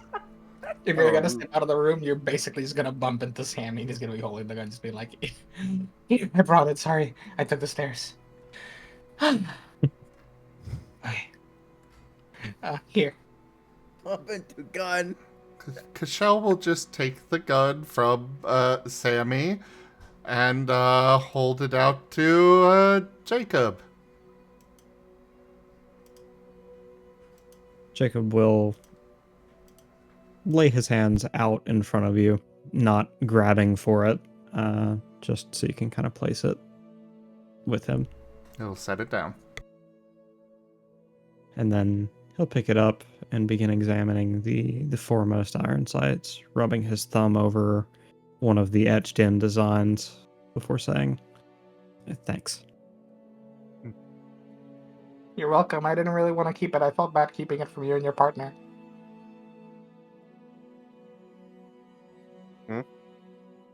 Partner? Oh yeah, I mean he has the little insignia with like his insignia, the letters, and then the plus. So clearly it means they're, it was like a relationship gift, right? Jacob begins blushing as as Sammy gets into all of that. Well, that's why you were mad at us, right? Because like we were gonna expose them, right?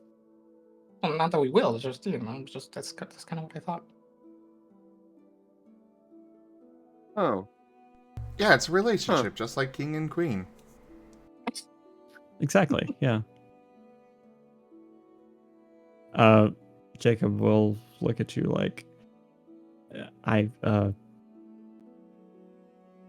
thank you for my gun. You guys can leave whenever you like. Yeah. I figured you'd say that. Okay. Work's done here. Wyatt heads out the door. Sammy, you really gotta work on your trigger discipline. What do you mean? I never shot that gun. Yeah, no, just never have your finger on the trigger unless you were about to shoot. But the safety's on. But what if the safety broke without you realizing it or something, right? Like, you just don't mess with that. That's a good point. But then again, I mean, if it shot it let me know that the safety was broken. So I guess that's the plus side. Yes, but then you'd loose a bullet into the building where there are other people. What are the chances it'll hit someone else? Are you willing to take that risk? I wish Sammy had used some circular logic and said, well, yeah, but the safety's on. I think we will just make sure that Sammy does not get another weapon. Hey, I'll have you know, I'm good at shooting. You said you never held a gun before. No, I said I never shot that one. I held a gun before. Like, we used the things where, like, you'd put the little pellet in and then you'd, like, break it up in the middle and then you, like, pull it back up and it'd shoot with, like, the air and it'd sound really loud. It's kind of like a gun, right?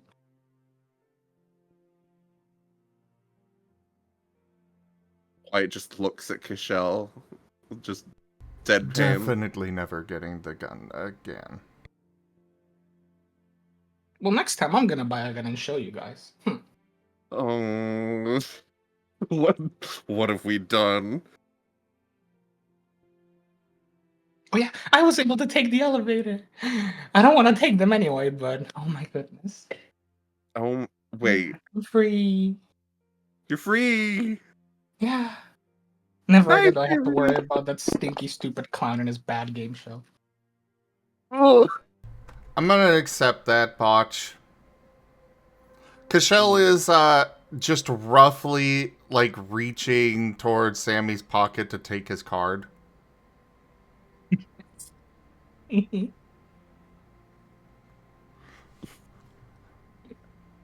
gonna like his money? Yes. So you can't buy a gun? Yes. So the question is, do you want me to roll something against it? I mean, technically, Sammy could botch worse. But... Roll. What is he rolling? I'll just roll anti-body. Probably athletics or acrobatics. Yep, body instinct acrobatics.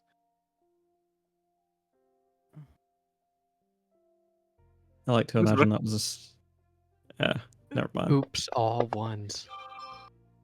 I hope. Nope, I win. Yeah, that's a 2. Sam just slaps Kashel's hand out of the way. No. Here's how I want to do it.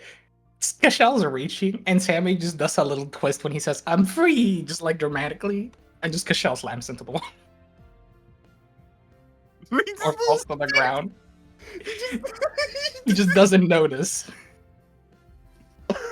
Magical.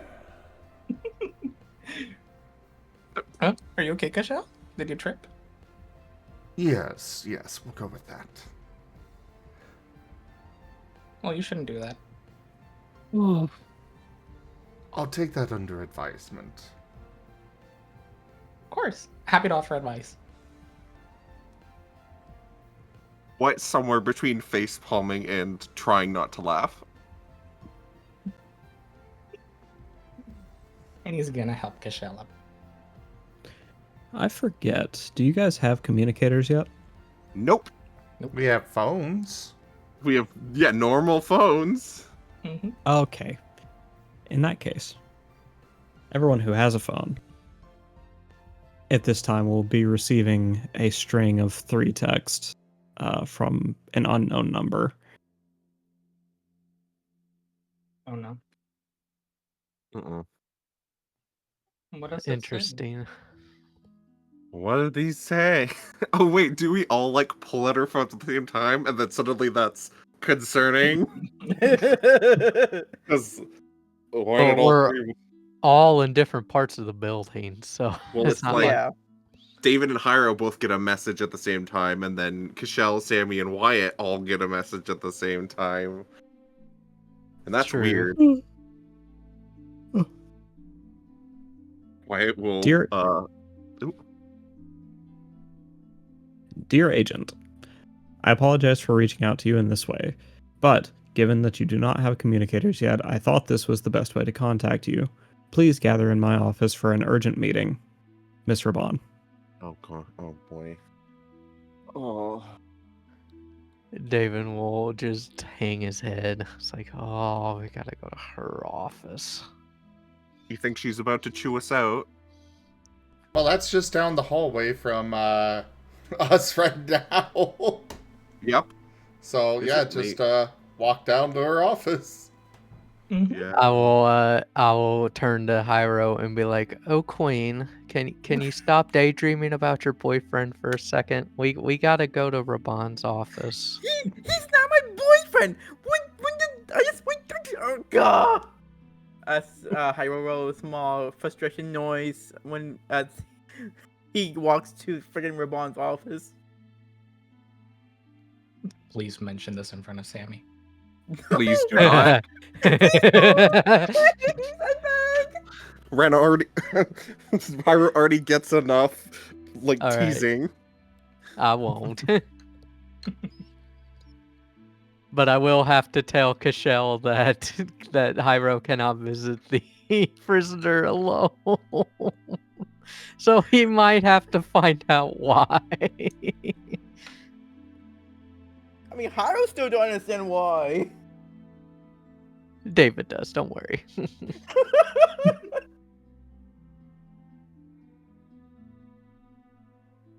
So David and Hyro will make their way to Raban's office. And when we get there, I will see if I can pull Kashel to the side for a second.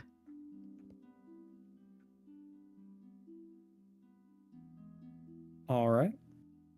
I assume we don't go inside right away. We wait for everyone to like join up before going inside together. Yeah, I probably. assume so, yes. So when we get there, I'll pull Kashel to the side and inform him of the prisoner and where he is, how to get him, and all the special instructions regarding Hyro. And his new name. Yeah.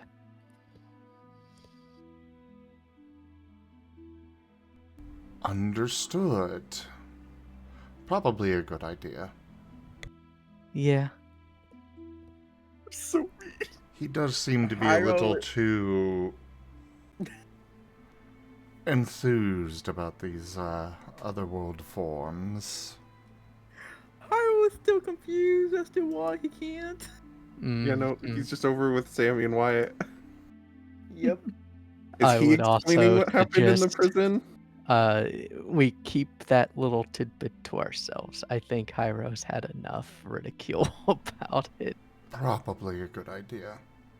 Also, I have a question. Does Hyro explain everything that happened in the prison? Yes, except the part of Not being allowed to. Well, yeah, not understanding why I can't be with the prisoner. yeah. King. There we go. Oh, I don't explain that part. I'm gonna let David do it because I'm like, nope. Explain the name. Yep. I'll probably say like, we gave Beto Gamamon code name, but I'm not explaining to you. You're gonna have to go David. Why? Just you'll see why. I'm just gonna leave it at that. Wyatt like gives a little sideways look to Sammy, like, "What do you think?" He just shrugs. He's kind of weird.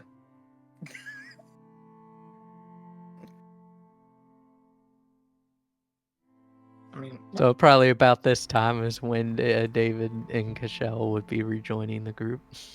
Yep. Yep. And heading Bro. on in. David, what did you name the battle game on? His code name is King. Oh, fits the theme. Wyatt doesn't say anything else and proceeds in the room. All right. So Raban is looking over a series of maps as you all enter the room. She looks up with a rather distressed smile and says, "Welcome in, everyone. Please take a seat," she says, gesturing to many chairs that are not usually in her office. Wyatt takes a seat and braces himself. Sammy seems very cheerful. David will take a seat, wondering why Wyatt is so abrasive right now. All right. So it has come to my attention that parts of your training were skipped or otherwise neglected. As you've already been on particularly sensitive missions for Mirapool, I don't think it appropriate to go back and put you in remedial training. Instead, I wish to give you a copy of the Trainee's Guide to Mirapool, as written by one of its founders, Damian Smith Cartwright. With that, she holds up 5 small pamphlets. You are to read over each of them before your next mission, and do your best to follow their guidelines. Falling astray of, well, let's just say moving out of bounds can lead to a lot of legal trouble, and I don't want that for myself or for you. And with David that, will Sorry, go ahead. take it and kind of quickly skim through it before, getting a sense of how thick it is and how much how much information is actually in it before saying, I will read over this. Yes.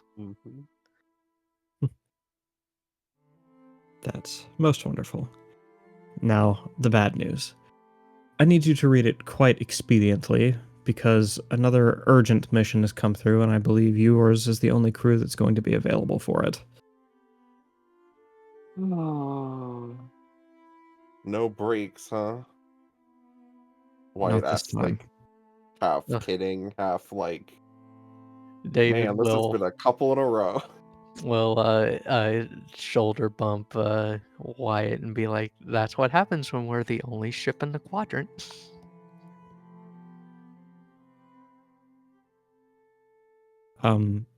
Yes.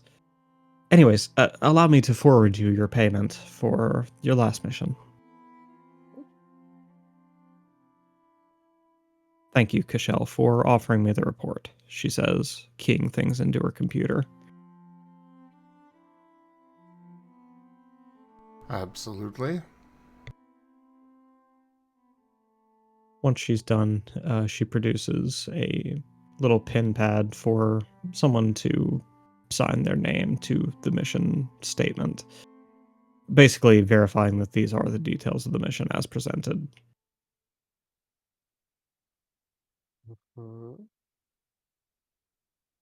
He's just gonna Sammy's gonna reach over to grab and read through them and then sign it. All right. I like a half read, didn't really read it, but I'm pretending to read it. Oh no.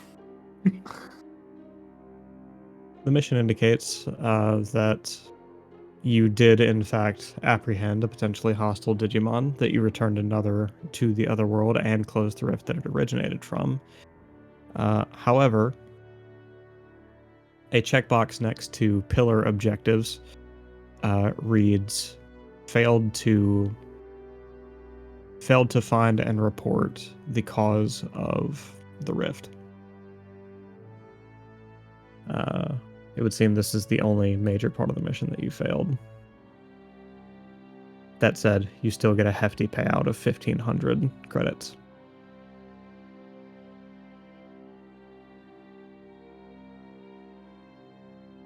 Winning. Well, Queen is definitely winning. New fan art. What? It's everything I hoped it would be. Yeah. No! Oh my god. Thank you so much, Ido, for taking that short notice request. Ah! I know you're amazing. Poor.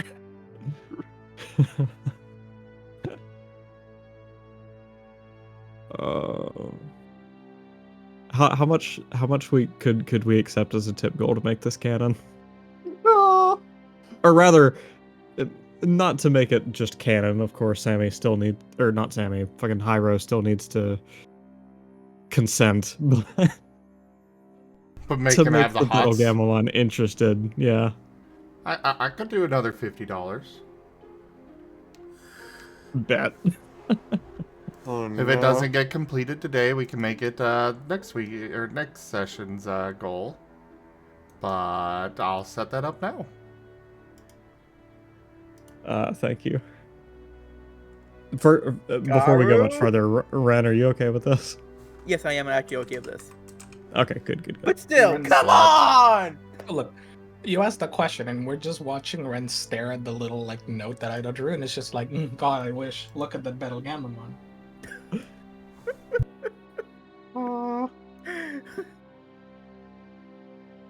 You could do worse, Ren. He's pretty hot, and he's also a pretty powerful Digimon for your level. So, But the problem is he doesn't have a man bun.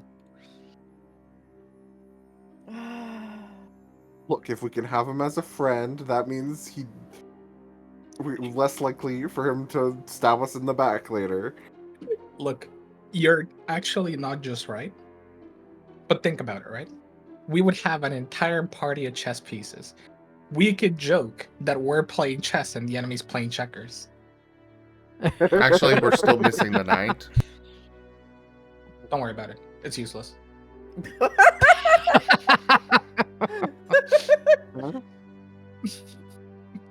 But I'm King right and here. Queen! Oh my god! Were you the knight? Gleaming endowment. Yes. Oh, my bad. I'm sorry. Oh, so we do have them all. $35. CJ, thank you so much for that tip. That is quite a ways towards that tip goal. You're waiting for that, CJ, weren't you? You were Just waiting for that! 15 more dollars. I'm sorry, I sure you were very useful.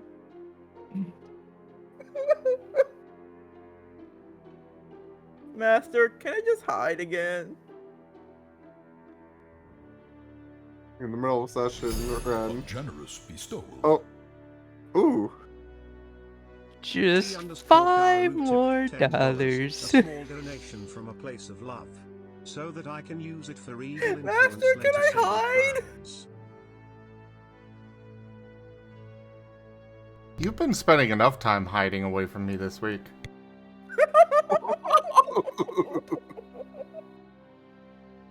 Oh no! I think Ren might be in trouble. This is going too fast! This is going too fast!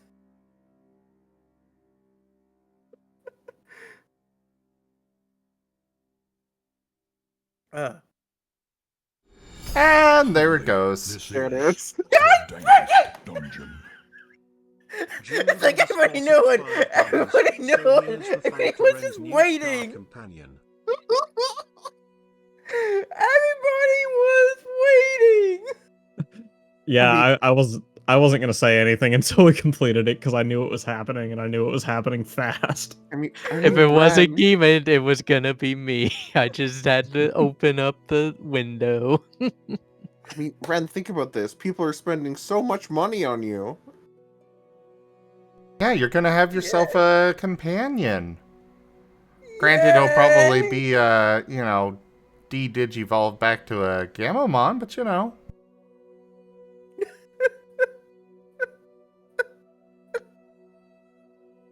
A great opportunity to playtest the companion rules. There, see? You're helping Scar come along. Oh no. Is this quote implying that the Battle Gamamon is smaller? No.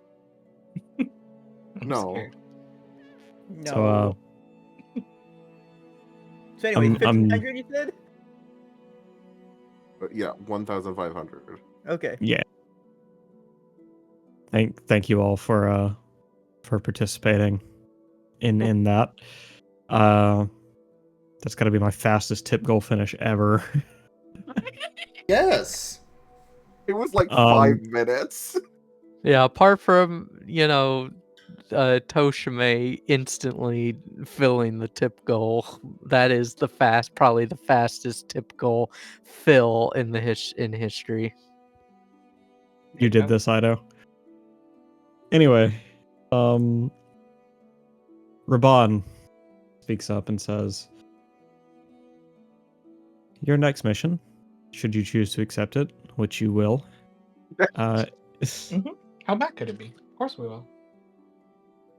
is a high-risk level 3 manifestation. Are we ready for that? You have to be. There's no other squad who can take it right now. Let me give you a lay of the land so you know what you're getting into.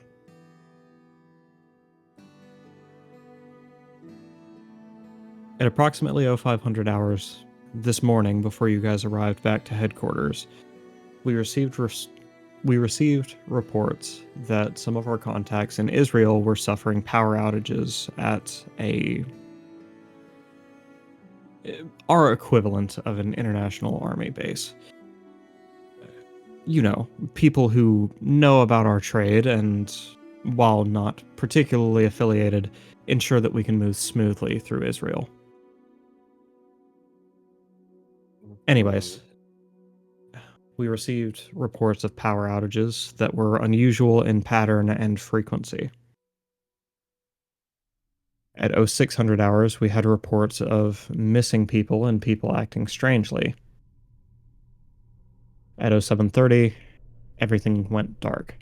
With no communication, we just know that people were acting erratically, doing things that weren't rational, including harming others, destroying equipment, and the latest communiques indicated that people may have been setting traps. We strongly believe that either a foreign agent, potential ex-Mirror Pool agent, or a very, very highly strategic Digimon has breached our world and is trying to gain control of that base. You urgently need to clear it out, determine the source of the threat, and remove it by any means necessary.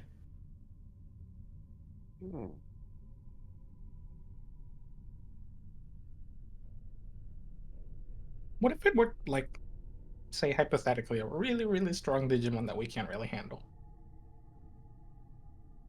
Well, I've never been one to send you on a mission without a guide. She places 2 folders face up in front of you. These ones bearing lesser known names, or rather names that you haven't run into yet. Well, names you've run into, but people you haven't had on a mission with you yet. The first is none other than the shopkeep Jiro Hayashi. Absolutely not. Hold up. Let's see the other person first before we make a conclusion. And the other is Jacob Davis.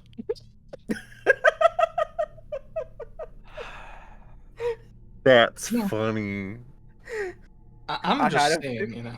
I had a Listen. feeling. Yeah. The shopkeep is a swindler. Yeah, but I would rather put my faith in Jacob Davis than that swindler. Jacob Davis, the guy with no digiform. yeah, I was about to say he'd be Damn it. entirely support. Like he'd sit in the van Damn it. or whatever equivalent. David's just putting his hands in his face. It's like, oh, I don't want to work with that guy. But I guess we have no choice. Why do you think he's a swindler again? He swindled me! He swindled me out of several thousand credits for that damn rift closing device. You want several thousand credits? I can send I it to you. like I look to Raban after David says that out loud in her office. The one we used to close the rift in the last mission? Well, did you pay that price? Yes. Are we Because allowed I- to haggle? Didn't know that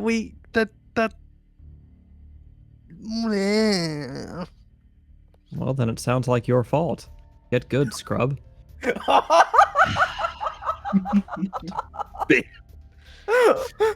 Hyrule just snorts at that and just look away for a moment.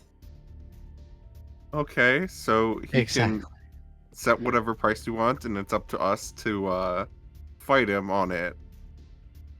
Oh, Like I said, he's a swindler. I don't we- trust him. haggle with our fellow agent. He's gonna look to Raban, and he's gonna really quickly ask, like, are we supposed to pay for the mission equipment like that, or is it like, how does that work?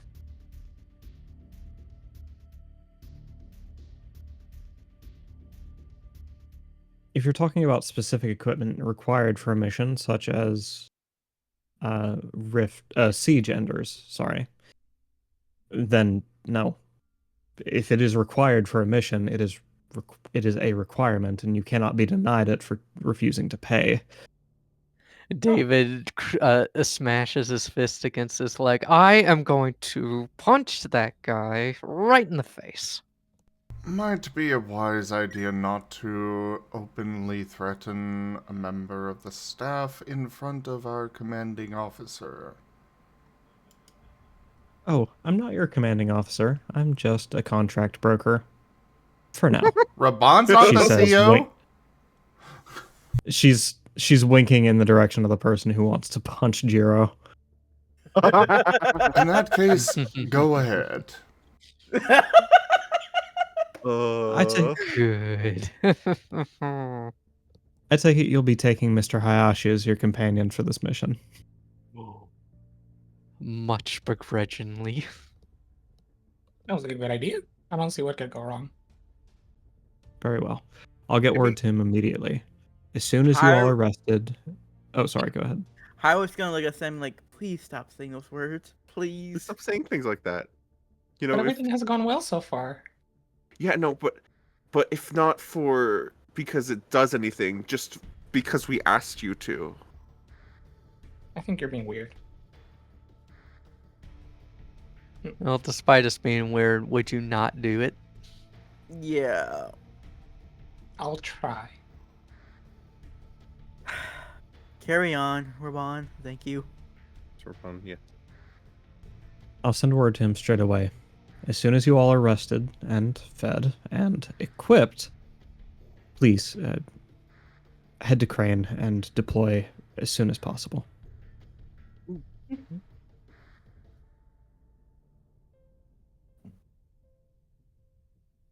Hmm.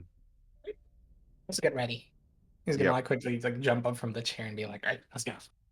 Mm-hmm. Well, we should probably like sleep and, you know, Oh yeah, feed Rest. ourselves and Yeah. then yeah, it's also a good idea. use that time to figure out what we might want for equipment.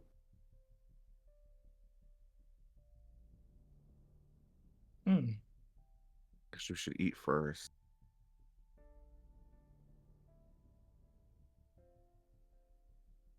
I We, like, agree on slept- that. We slept on the helicopter, but that's like not great. Not ideal. And David did not sleep on the helicopter. Well, he barely did either, so Yeah, sleep sounds very important right now. food. Food well. first, then sleep. Timmy's gonna excitedly start marching out to go get food. Yay. Oh, and one more thing. Hyro, Yes. I trust you are keeping engagement with potentially hostile contacts appropriate, yes? Yes. David just winks at Hyro. How he's giving you the like What did you do? awkward like what? Look. Don't worry about it. We will keep Hmm. him in line and make sure. Very well. I will just cover his face with both hands and just like and screams in it. Are we keeping Hyro in line for? What has he done? I don't think he's done anything yet. What do you Well, you mean see, yet? I've actually don't got some know. rather concerning reports from Estrella about the way Hyro seemed particularly concerned about our latest inductee. I'm just concerned about his well-being. That's freaking all. I mean, Estrella was particularly rough with the captive. I see. Now, why then would I get the same report from the security desk near lockup? I don't understand that one at all. I really don't. So Hyro much is so just so- that you... so much so that you would give him a call sign that directly correlates to your own. I didn't do I mean, that. I technically, didn't. I don't know, Hyro. I did see your eyes light up when he mentioned King. I mean, technically, all our call signs correlate. True, but none quite so suggestively as king when yours is queen. To be didn't- honest, I don't think Hyro gave it that much thought. I didn't. I really did not. I see. This is a perfect explanation. Carry on. Hyro is just gonna give a loud as he just Does he looks walk at the out? team. Yes. No one's ever gonna let him let him live this down, are they? Nope. He like looks directly at Rabon and asks this.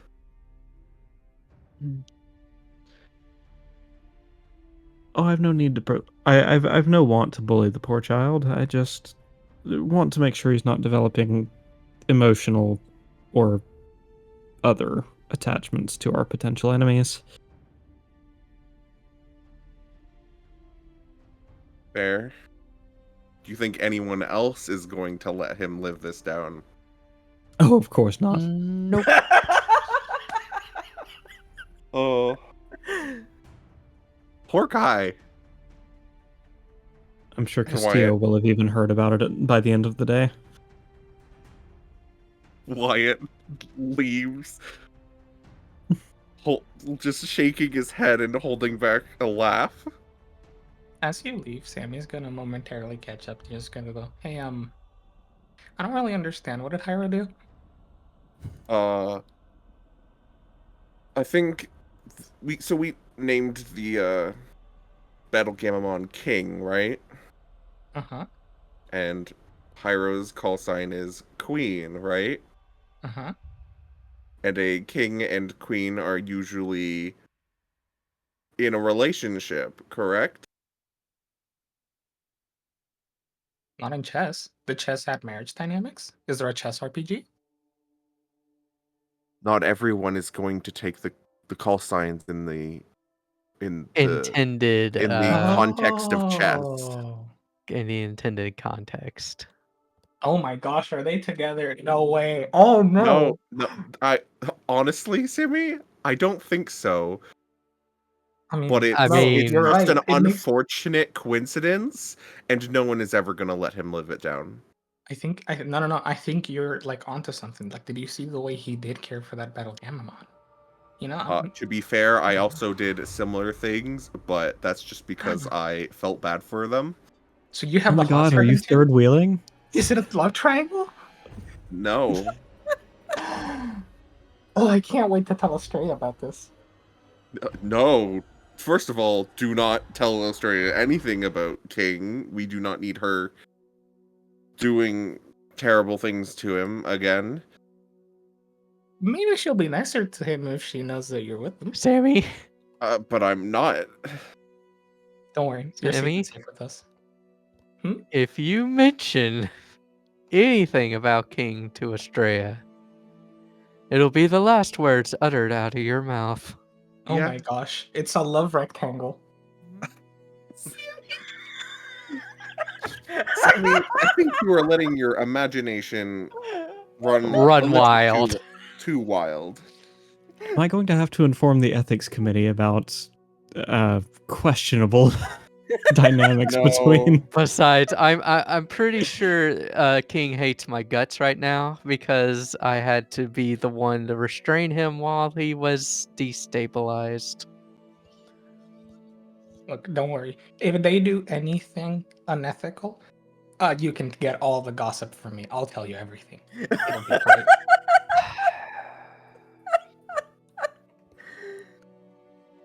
I tried to clarify. I was just trying to be nice to Sammy, and look where it got me.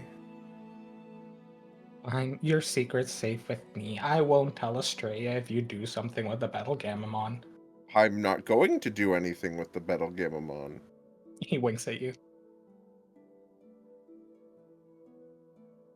If you keep going on about this, Sammy, I will hit you. Please do not be talking about harming each other in front of your commanding officer. Thought we He left by started now. Thought we were out the door by now. Yeah, but he's our commanding officer.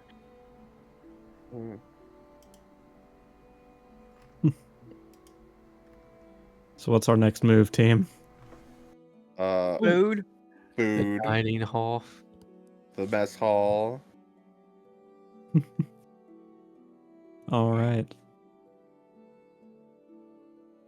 Ever familiar Mr. Xinyan Young. awaits you at the counter.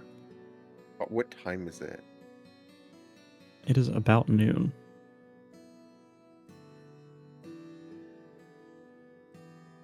Time flies when you're in danger. Time flies when you have to deal with all that red tape. Oh yeah, that too. Did Sammy tell anybody about his experience Nobody's with asking. getting this? No one's asked? Mm-hmm.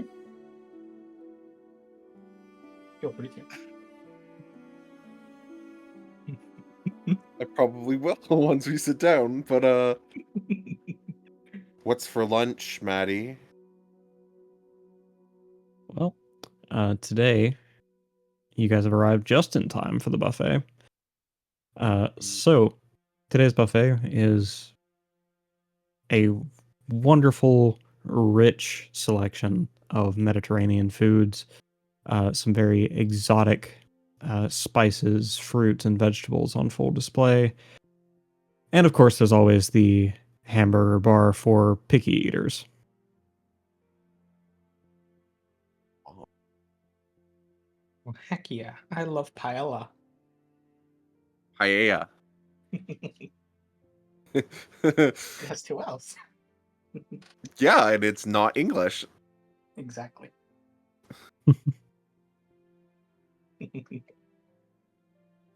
I like to I'm imagine pretty- Sammy knows he's pronouncing it wrong and is doing that just to be a little He's shit. doing it on purpose. Purpose? No, that was me being a little shit. Gotcha. Tammy's gonna grab a little bit of everything just to make a lot, but little bits of everything.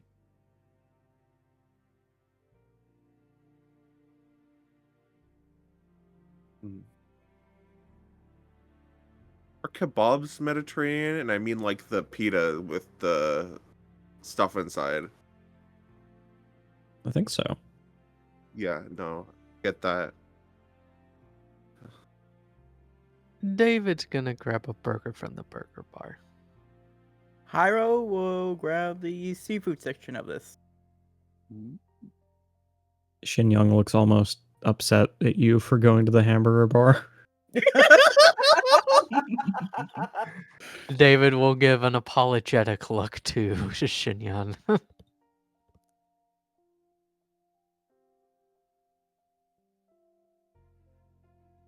This will not I just save you. like burgers, okay? Is that a crime? I am a simple man. What's Cashel getting?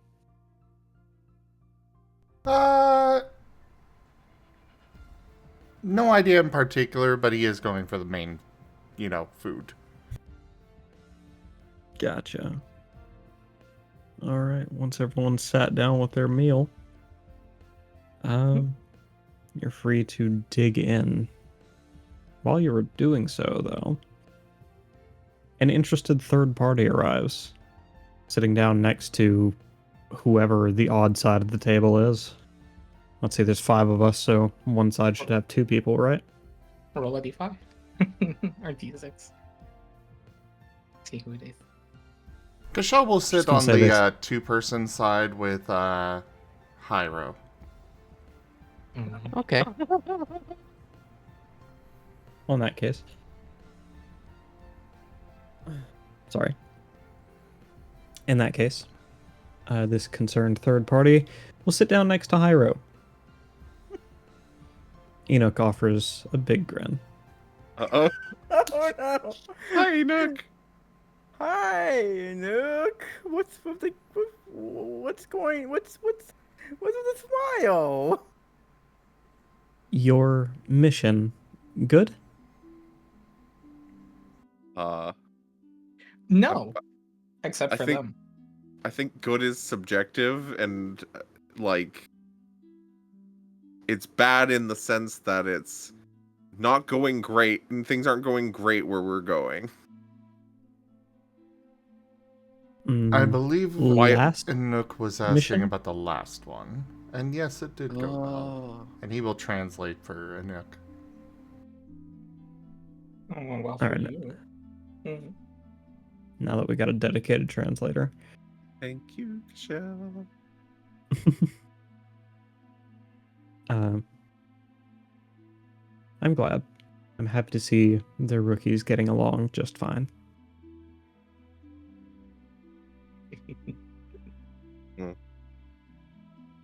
Though, I did need to mention to you, Hyro. Ooh, what about Hyro? So, Hyro... Harold just can't cover his face right now. I mean, you probably can't understand him because he's probably speaking. His Yeah, name's the same in every language. But yeah, no, you hear your name. No, That's it. I can hear the tone though. Oh yeah, but I you can hear hear your the tone. name and nothing else, which is Yep. almost more concerning. Exactly. So Harold can cover his face while this is going on. Well, you see, it turns out that Hyro has developed a relationship with our most recent captive, and, Oh my god. I'm going to need to be putting a stop to that. Do you have any suggestions as an experienced agent, Anook? None of us understand. None of us can speak up for him. She blushes and covers her face with a hand, clearly scandalized by what you've just said. Oh my god. Oh my god! And then she Man. replies, I'd be lying if I haven't heard of agents being allured by some Digimon. But, I think it's best if we find Hyro a special someone within the agency. This is what I did. Ah, so you are not in the market? Then again, I'm not How do you certain. say... I'm not certain. I'm not certain I'd want to put him on you. You know. I love the little guy, but he's not my type. Yeah, it is going to be a bit difficult. I suppose that's why he's probably looking in an entirely different world for that sort of long-term goal. Full-on character assassination. Wow. And nobody understands. That's so rude. We Anyways, saddled Sim with the straight man task, and he just decided to take it out on everyone. Yeah. actually, his lucky break might come tonight. Estrella has invited everyone, you guys included, to an extra social function going on in the barracks tonight. I know you all have to get rested, but if you've got some time, you might stop by and, I don't know, meet other agents? Maybe settle Hyro into a new situation. That does sound like you a met good Hyro? idea. I mean, we all still don't understand what's going on, No. so. Kashel will translate the invitation. Including the last part. No. Full-on character massacre. And we're just unaware. I'm just getting destroyed right now.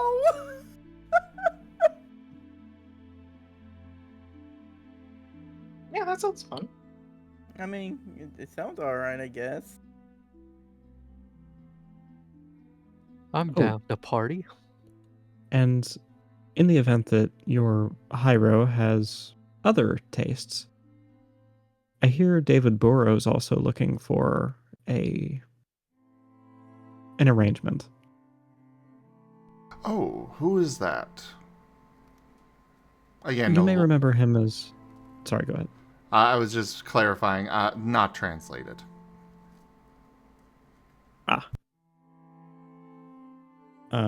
She takes a little bit to process what you said. English still not being her no. best I mean language. that he's not translating for the others. Oh, okay.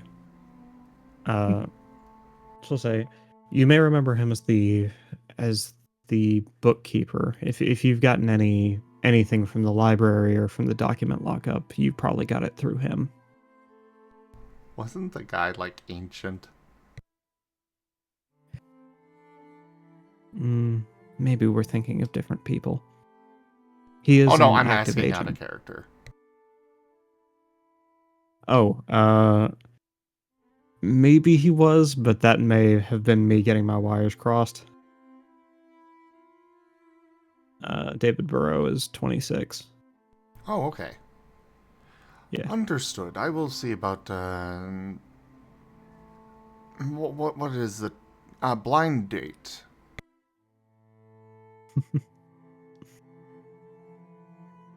Very well. I wish him luck. He's going to need it if he wants to escape, well, the rumor mill. What rumor mill? Oh God!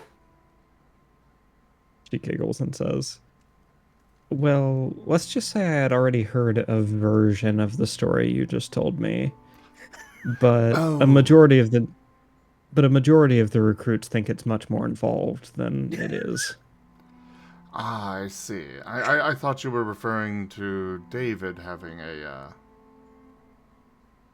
rumor mill about him. There's 2 Davids. Oh no. Yeah, I will be settling Hyro's fetish in a moment. Oh my god. I've posted the definition of character assassination in the chat for those who aren't aware. I'm getting burned! Hey, it is not malicious because as far as Cashel is aware, this is entirely true.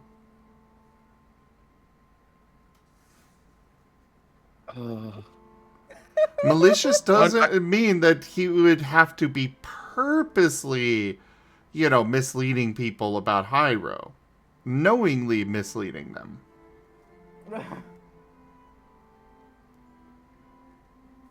And also, let's be fair, did he have a good reputation in the first place? He didn't have a reputation yet. It was neutral. It could have gone places. And then it was in the ditch. Yep.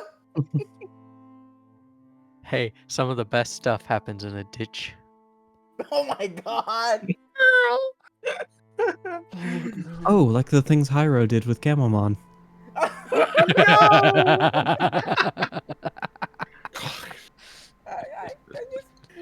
Right. I'm just.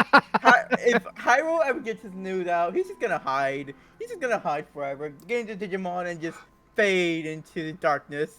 My favorite Just go to the other world. My favorite part about this whole scene is that Hyro is sitting in between Anouk and Cashel.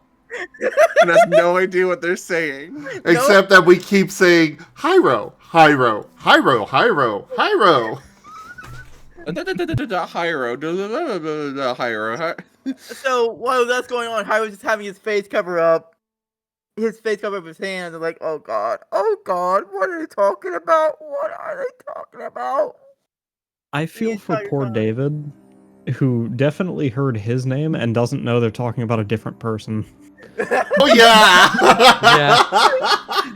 Yeah. David heard David and just perked up for a second and then shrugged his shoulders and went back to eating his burger.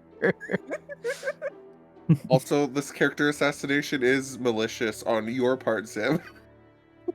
Oh, on my part, yes. But not Cashel's. Sammy's gonna lean over to Wyatt and go, I don't think they've caught on that you're part of the love group just yet, because they've only mentioned those 2. I think you're safe for now. I'm not part of that. Of course, that's what we'll tell everyone. So anyway, it's lovely having dinner with you, Nook. I suppose we'll see you at the... dinner. Or lunch. I suppose I'll see you at the party. Or gathering. Good to see you. Goodbye.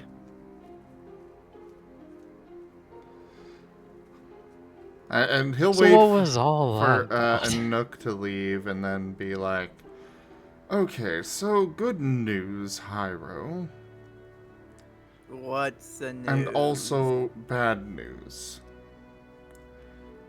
So first off, as much as you may be into him, you cannot fraternize with the captive. What? Okay, I shall attempt to explain it in another way. No, It that's not is what I meant. inappropriate for an agent to engage in coitus with a captive of Mirapole. David is stifling a laugh with his hand. There is to be no conjugal visits. Understood? But I just, no, wait, this is all I don't think he was This going is to do not that. up for debate. You do not get to say no to this. You are not to go and have relations with the captive. To be fair, Cashel, he's barred from visiting the prisoner alone, so I don't think that's a danger. I just want to make sure he does not attempt anything underhanded to try and get in there. Fair. And for the rest of you, you are not to take him in there yourselves. Understood? Understood. Now, Can we at least let him explain himself? he said no, but I need to make sure that it is understood that he does not get to do this, no matter how much he may want it. I don't want it! What if they use protection? You do not Can want they the do it protection. No. Okay. You No, I don't You want still it may at not all. do it even if you use protection. Said that before. David's gonna reach over and pat Hyro on the shoulder and be like, "Don't worry, Hyro. Maybe one day he won't be an enemy of Mirapole anymore, and then your feelings can fly free." In the meantime, I am going to be arranging a special blind date for you, Hyro. Hopefully it will get your mind off of the captive. And he's gonna stand up and start walking away. Hyro is completely paralyzed at what just happened. Even Wyatt's like stunned at the sheer lack of communication that just happened. Don't worry about it. Like, wow, nobody listens to Hyro ever. Cashel is No. putting his dishes up at the at the drop off, and then passes fine, by I know. the table again on his way out of the mess hall. Please keep in mind that your actions do reflect on the rest of the team as well, Hyro.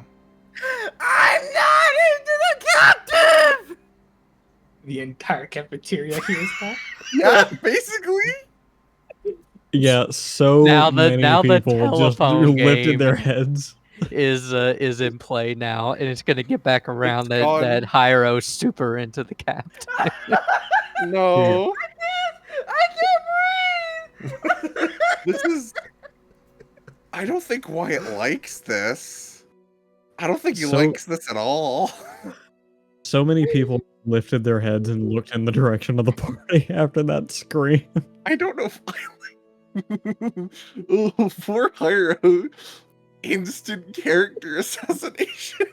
Even if it's unintentional.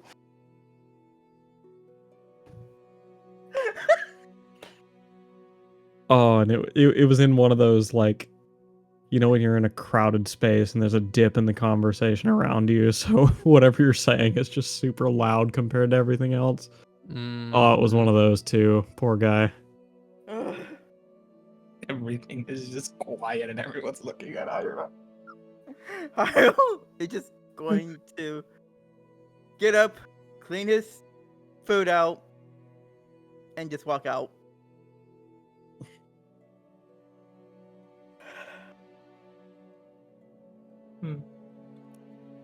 David will finish up his burger and then do the same. Police his tray and then head back to the dormitories until time for the party. Hyrule is just gonna stay in his dorm and just curl up and just like don't leave at I all. oh, Oh, feel bad. Cashel is heading for the library. Merple's like group chats must be on fire right now.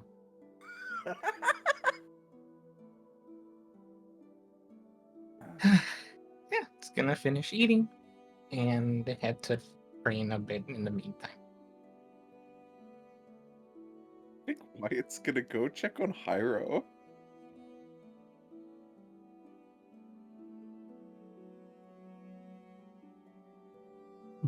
Well, I think we've only got time for one more scene, so which one do you want to go with, Mattio? Okay, we got somebody checking on Hyro. We got you going to the library, and what else do we have? That's it, I think. Sam's just gonna be training off on the side, but it's just no scene from that. Unless you're gonna do something there. Let's check up on Hyro. Okay. He's been getting bullied. We need to develop his character a little bit to make up for it. Wyatt. Go ahead. Wyatt is going to knock on the door. Hyro does not answer it, but it's not locked either. Hyro, and he's just gonna open the door a little and peek in. And all you see is Hyro just in the corner, back corner as much as he can, on the bed, just covering himself up. No lights, of course, because Ren is cheap. Exactly, no lights. Wyatt's gonna enter and close the door behind him, and I guess leading against the door and just be like, "You okay?"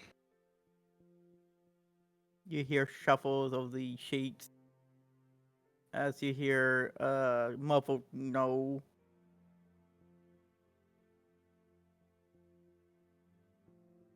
No one would listen to you, huh? No one just hears what I have to say. Even when I try to explain it, it's like it's going one ear to another.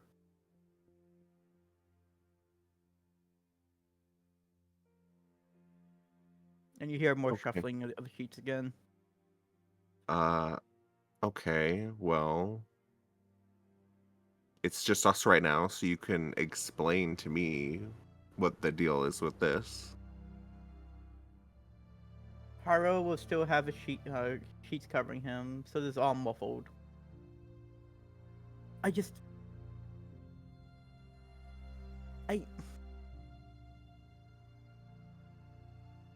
have no idea what's going on with me and the Digimon. I didn't say anything about the whole king thing. It was better Gabumon who wanted that in the first place. I didn't have anything to do with that. Oh. I'm not into the Digimon. I was just worried about his well-being. That's all. That's freaking all. So it's just a unfortunate coincidence, and everyone has taken it and run off with it. Exactly. And you can hear that punctuation of the exactly like strong. That's rough.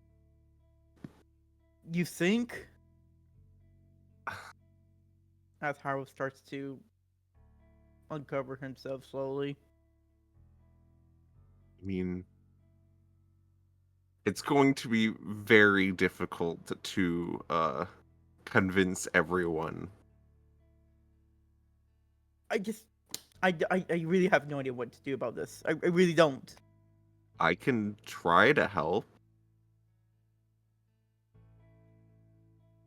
I appreciate that, but you're just one person out of how many people? Yeah, but I can talk to David. and maybe Cashel. I don't know if I can convince Sammy. Sammy seems to get ideas and stop listening. Sammy seems to be one of those people who gets an idea and never lets go of it. Gets an idea and then is suddenly off in his own little world. Yep. I tried to tell Cashel, but he just wouldn't listen to what I have to say. And that's why I yelled at it, because, like... Trying to be heard. Yes! And it's just so frustrating. Hmm. Well, I'll do what I can. And if it's any consolation, I believe you. Well, thank you. As Hyro fully uncovered himself. And he's actually in his Digimon form right now.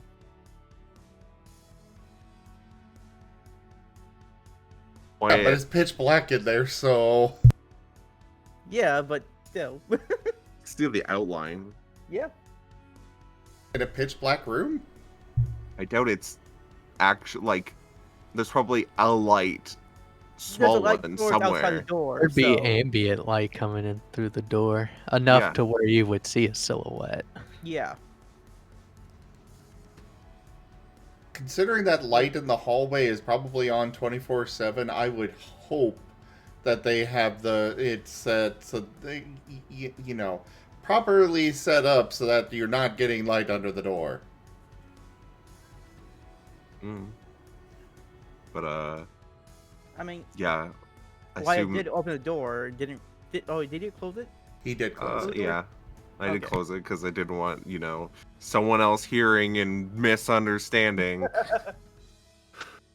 Yeah, Cashel was actually listening. Just took a very different meaning from the words than what Hyra was intending. Of course, Hyro didn't know that. But yeah, Hyro's in his Digimon form, just still curled up though, just unrevealed. Wyatt will probably tilt his head a little. You more comfortable like that? Hyro nods and say, yeah, I am more comfortable in this form.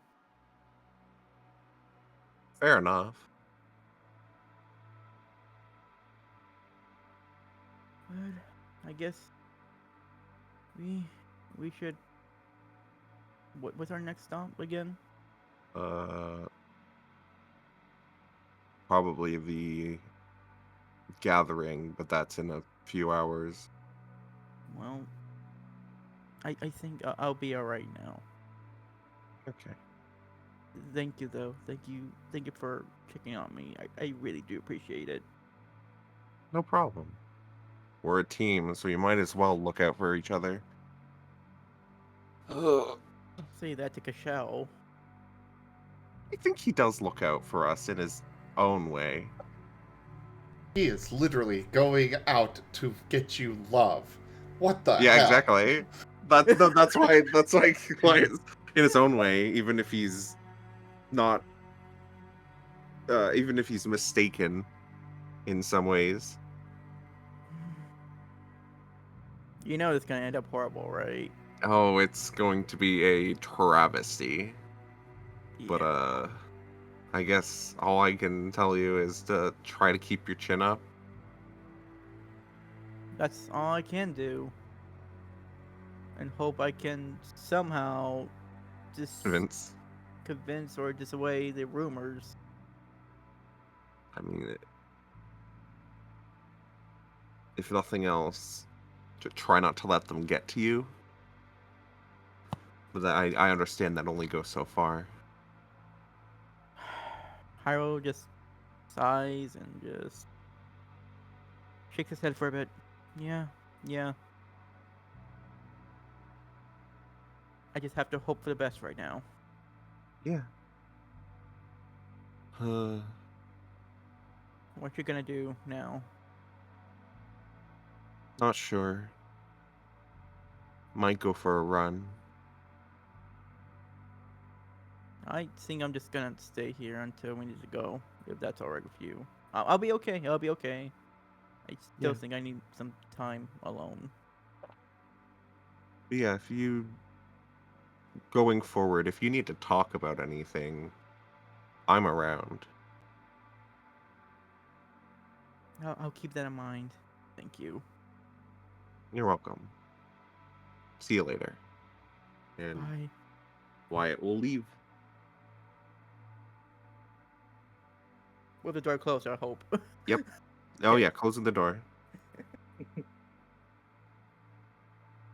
Wyatt has a little quest marker appear now on the top of his screen. Convince the rest of the party, and it's just the name of each of the party members. Yeah. Oh. What you thinking, Zim? What do you mean? We got time to... Yeah, I think we could probably pull off the very awkward blind date setup. That up, maybe. All right. Let's get right to it then. You arrive at the... I don't know why I almost said zoo. You arrive at the library. And, Almost feels fitting after all that. you arrive at the fucking circus, and people are just looking through their books and documents, and people are getting help from very overworked librarians. Since do we want to retcon that you have in fact met David, or that the person we thought was David was someone else? I'm good with it having been the David that I met. I could have just misremembered your description of him. All right. Well, you find David organizing a stack of books on a shelf, ever forgetful of the Dewey Decimal System as it exists. He's currently alphabetizing books by the same author. He doesn't seem to notice your approach. Cashel will go up and just quietly be... David. David will finish setting one last book on the shelf before turning to you and saying, "Oh, hello." So, forgive the forwardness, but, well, I don't like to beat around the bush much. I understand that you are looking for a companion?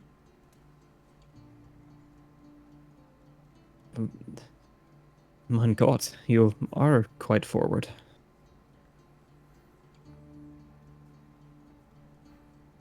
Well, not much point. misunderstanding is born.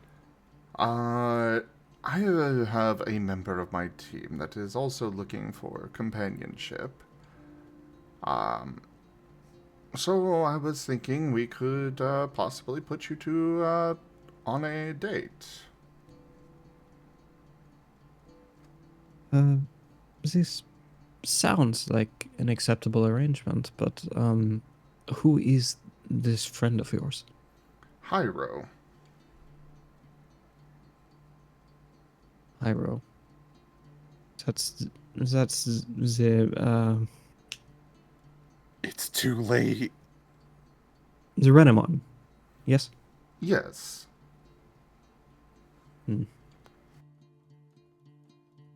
I don't suppose it would hurt to learn a bit more about them. Excellent. Unfortunately, we do need to head out for a mission soon, but... go ahead. Are you sure that they're, how do you say, of a similar persuasion to myself? Considering his call sign is Queen, I would say so. He gets a little chuckle out of that and says, very well then. I will meet you there. So, Be Ren, prepared. if you screamed when I said that, you have to tip $10. I didn't. Oh, okay. Just be aware. I was debating on it though. I really was. But no, I did not.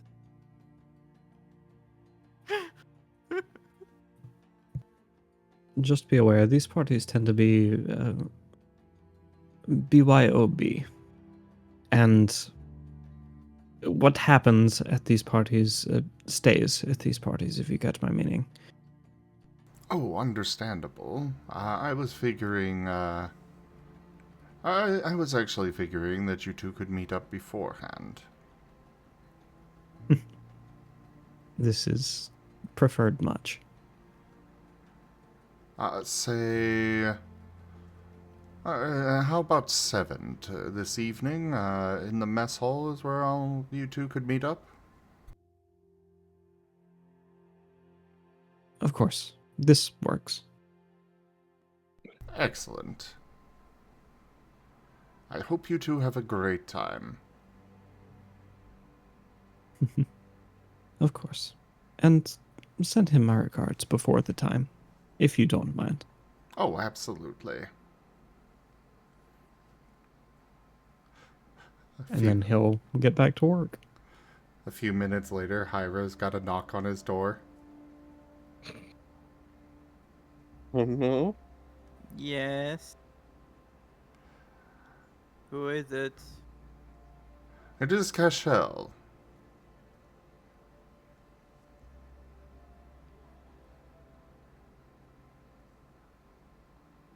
What do you need?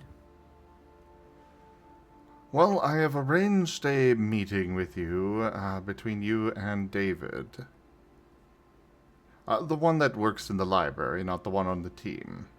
Oh, okay. Like I was gonna be like very confused, like, but what? It is at 7 this evening in the mess hall. Wear something nice, and he does send his regards. And I have to do this, don't I? Well, he's going to be there, and would be very disappointed if you don't show up. Hyro's gonna roll his eyes. All right, I'll be there.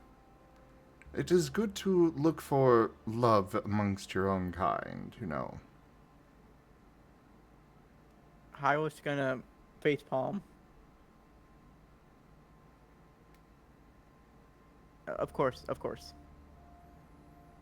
If you need, I could get you. I have a bottle of alcohol that could help loosen you up beforehand.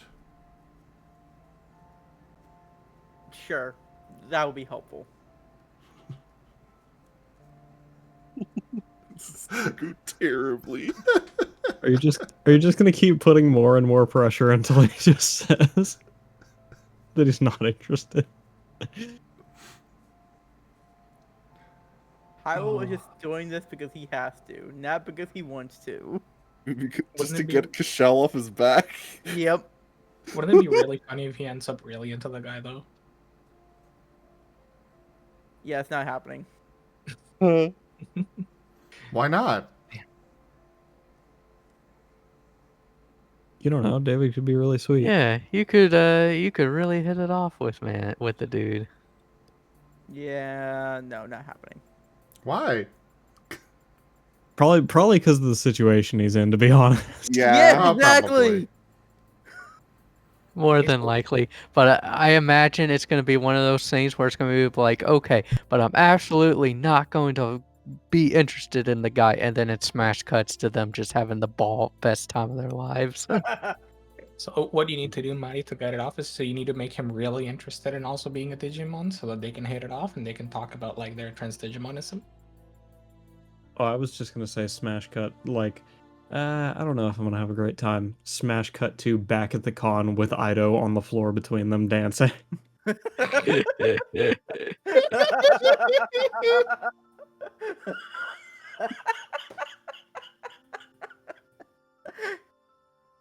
And don't question Ido. He's been here the entire time. Have you seen him? That's can pull oh some my moves. god. Ido makes a great point. His Kashel using his call sign as queen when Kashel and kind of forced queen upon it. Wait a second. The more I think about it, every part of this situation was spurred on by Kashel at some point. Yep. Yep. Like, Hyrule didn't get any say to this at all. From being named queen, to the Piedmon having the king. Actually, that was me. Yeah, well, no, yeah, but it's still not. Hyrule had no say in any of this. Nope. Oh, And that then- is true. That is very true. The workings of my plan are very intricate indeed. So, Kashel Dude. wanted me to be simping for Kashel didn't. Digimon. Zim did. Mm-hmm. Zim over here being evil.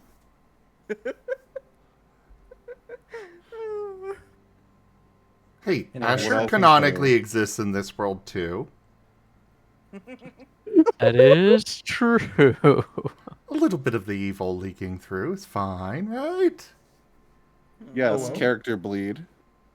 Oh well, Asher's leaking. I think Oh, now's a dear. good time to Wrap up. call it a session.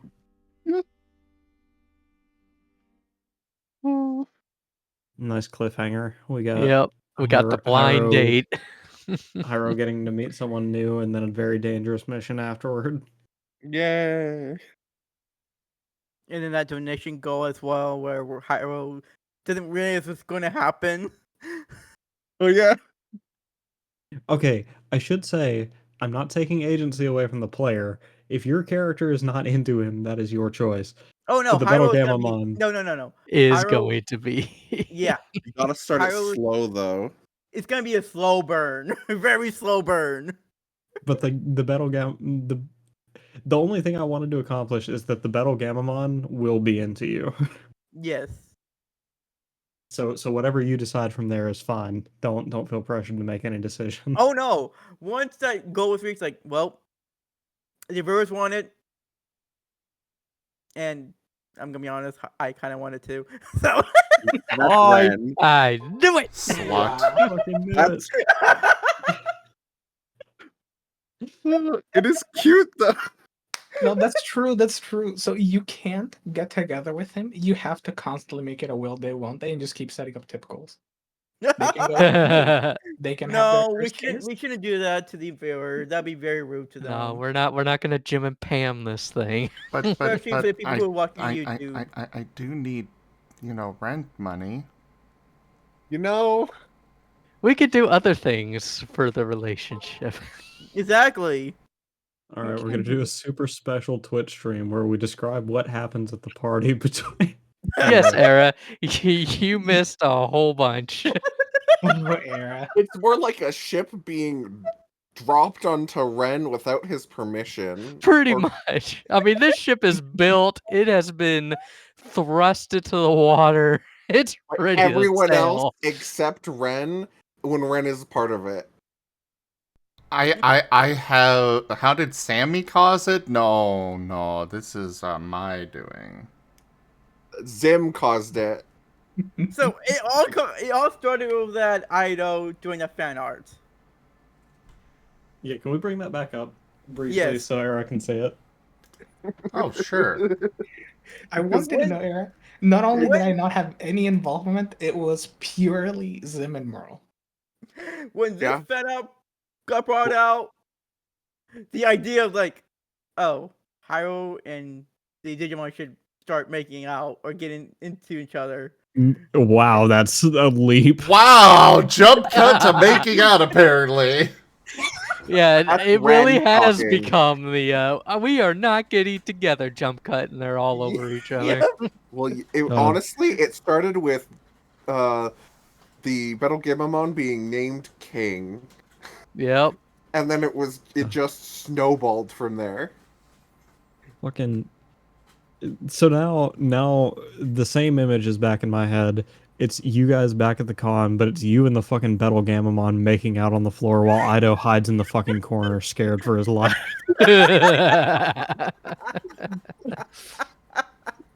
It's a typical con experience. They met at a room party and then they Yup, just hit it it is. off. Oh my god, you're so right. So yes, next game, gotta get started with that, even though I don't see any of the players. Oh, well, there's Taldarius at least. Yeah, that's tough, see? Literally just popped in, though. But anyways, thank you everybody for joining us today for Agents of Reflection Scar. Check out our website, zgfgaming.com. We got links for our Discord, Telegram, Mastodon, Blue Sky, Patreon, and more. There on the website, as well as down in the description below through our link tree. Thank you to my patrons, tippers, and subscribers. You guys are seriously the ones that keep this channel alive. I cannot at all do this without your guys' help and your support, so thank you. Consider becoming a patron over at patreon.com/zgfgaming. It's one of the best ways to help out the channel, though you can also do so by sharing the stream around, picking up packs of cards to stream loots, using our Humble Bundle partner link, or by commissioning one of the artists that I manage for. Their details are at zgf.art. But for now, thank you so much for joining, and I bid you all the most fondest adieu. Twitch.tv/RenaZell. Bye-bye. Bye-bye. Bye. You forgot the numbers. Shit. And also twitch.tv/MattioRasu. Hey. Oh. Super thank you. cute. Invest in Runcoin.